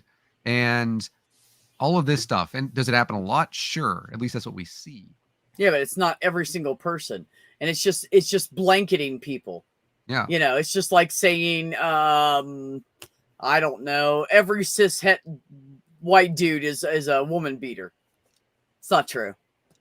Well, yeah, there are some that are. There's also women that beat their husbands. So, whatever. But yeah, it's the same. It's a blanket shit. The fun part is all during the election time, whoever I was talking to, they thought I was the opposite, just automatically. Like, if I would talk to a Democrat, they automatically thought I was a Republican. Because of the one or two things that are, like, not on the quote-unquote list of things you have to... Mm-hmm. Yeah. Yeah. But in all seriousness, there's some people I just, cannot ever agree with or be okay with them as a person, and that's people who prefer pen lights over otoscopes. Yes. We're not friends. If you're not using an otoscope, you're wrong. Oh, by the way, Ben, I meant to tell you, I went in the supply closet at work. Appreciate that. And I was pulling some stuff out, and I saw them sitting there, and I started laughing my ass off, and I instantly thought of you. Just so you know, it's funny because I have to use a pen light occasionally right now because on the hospital floor they don't have working otoscopes all the time in the rooms. So I'm like, damn it, I got to use pen light, and I'm mad about it. But that's a debate I will not ever meet you in the middle on. I'm sorry, Team Pen Light, I won't.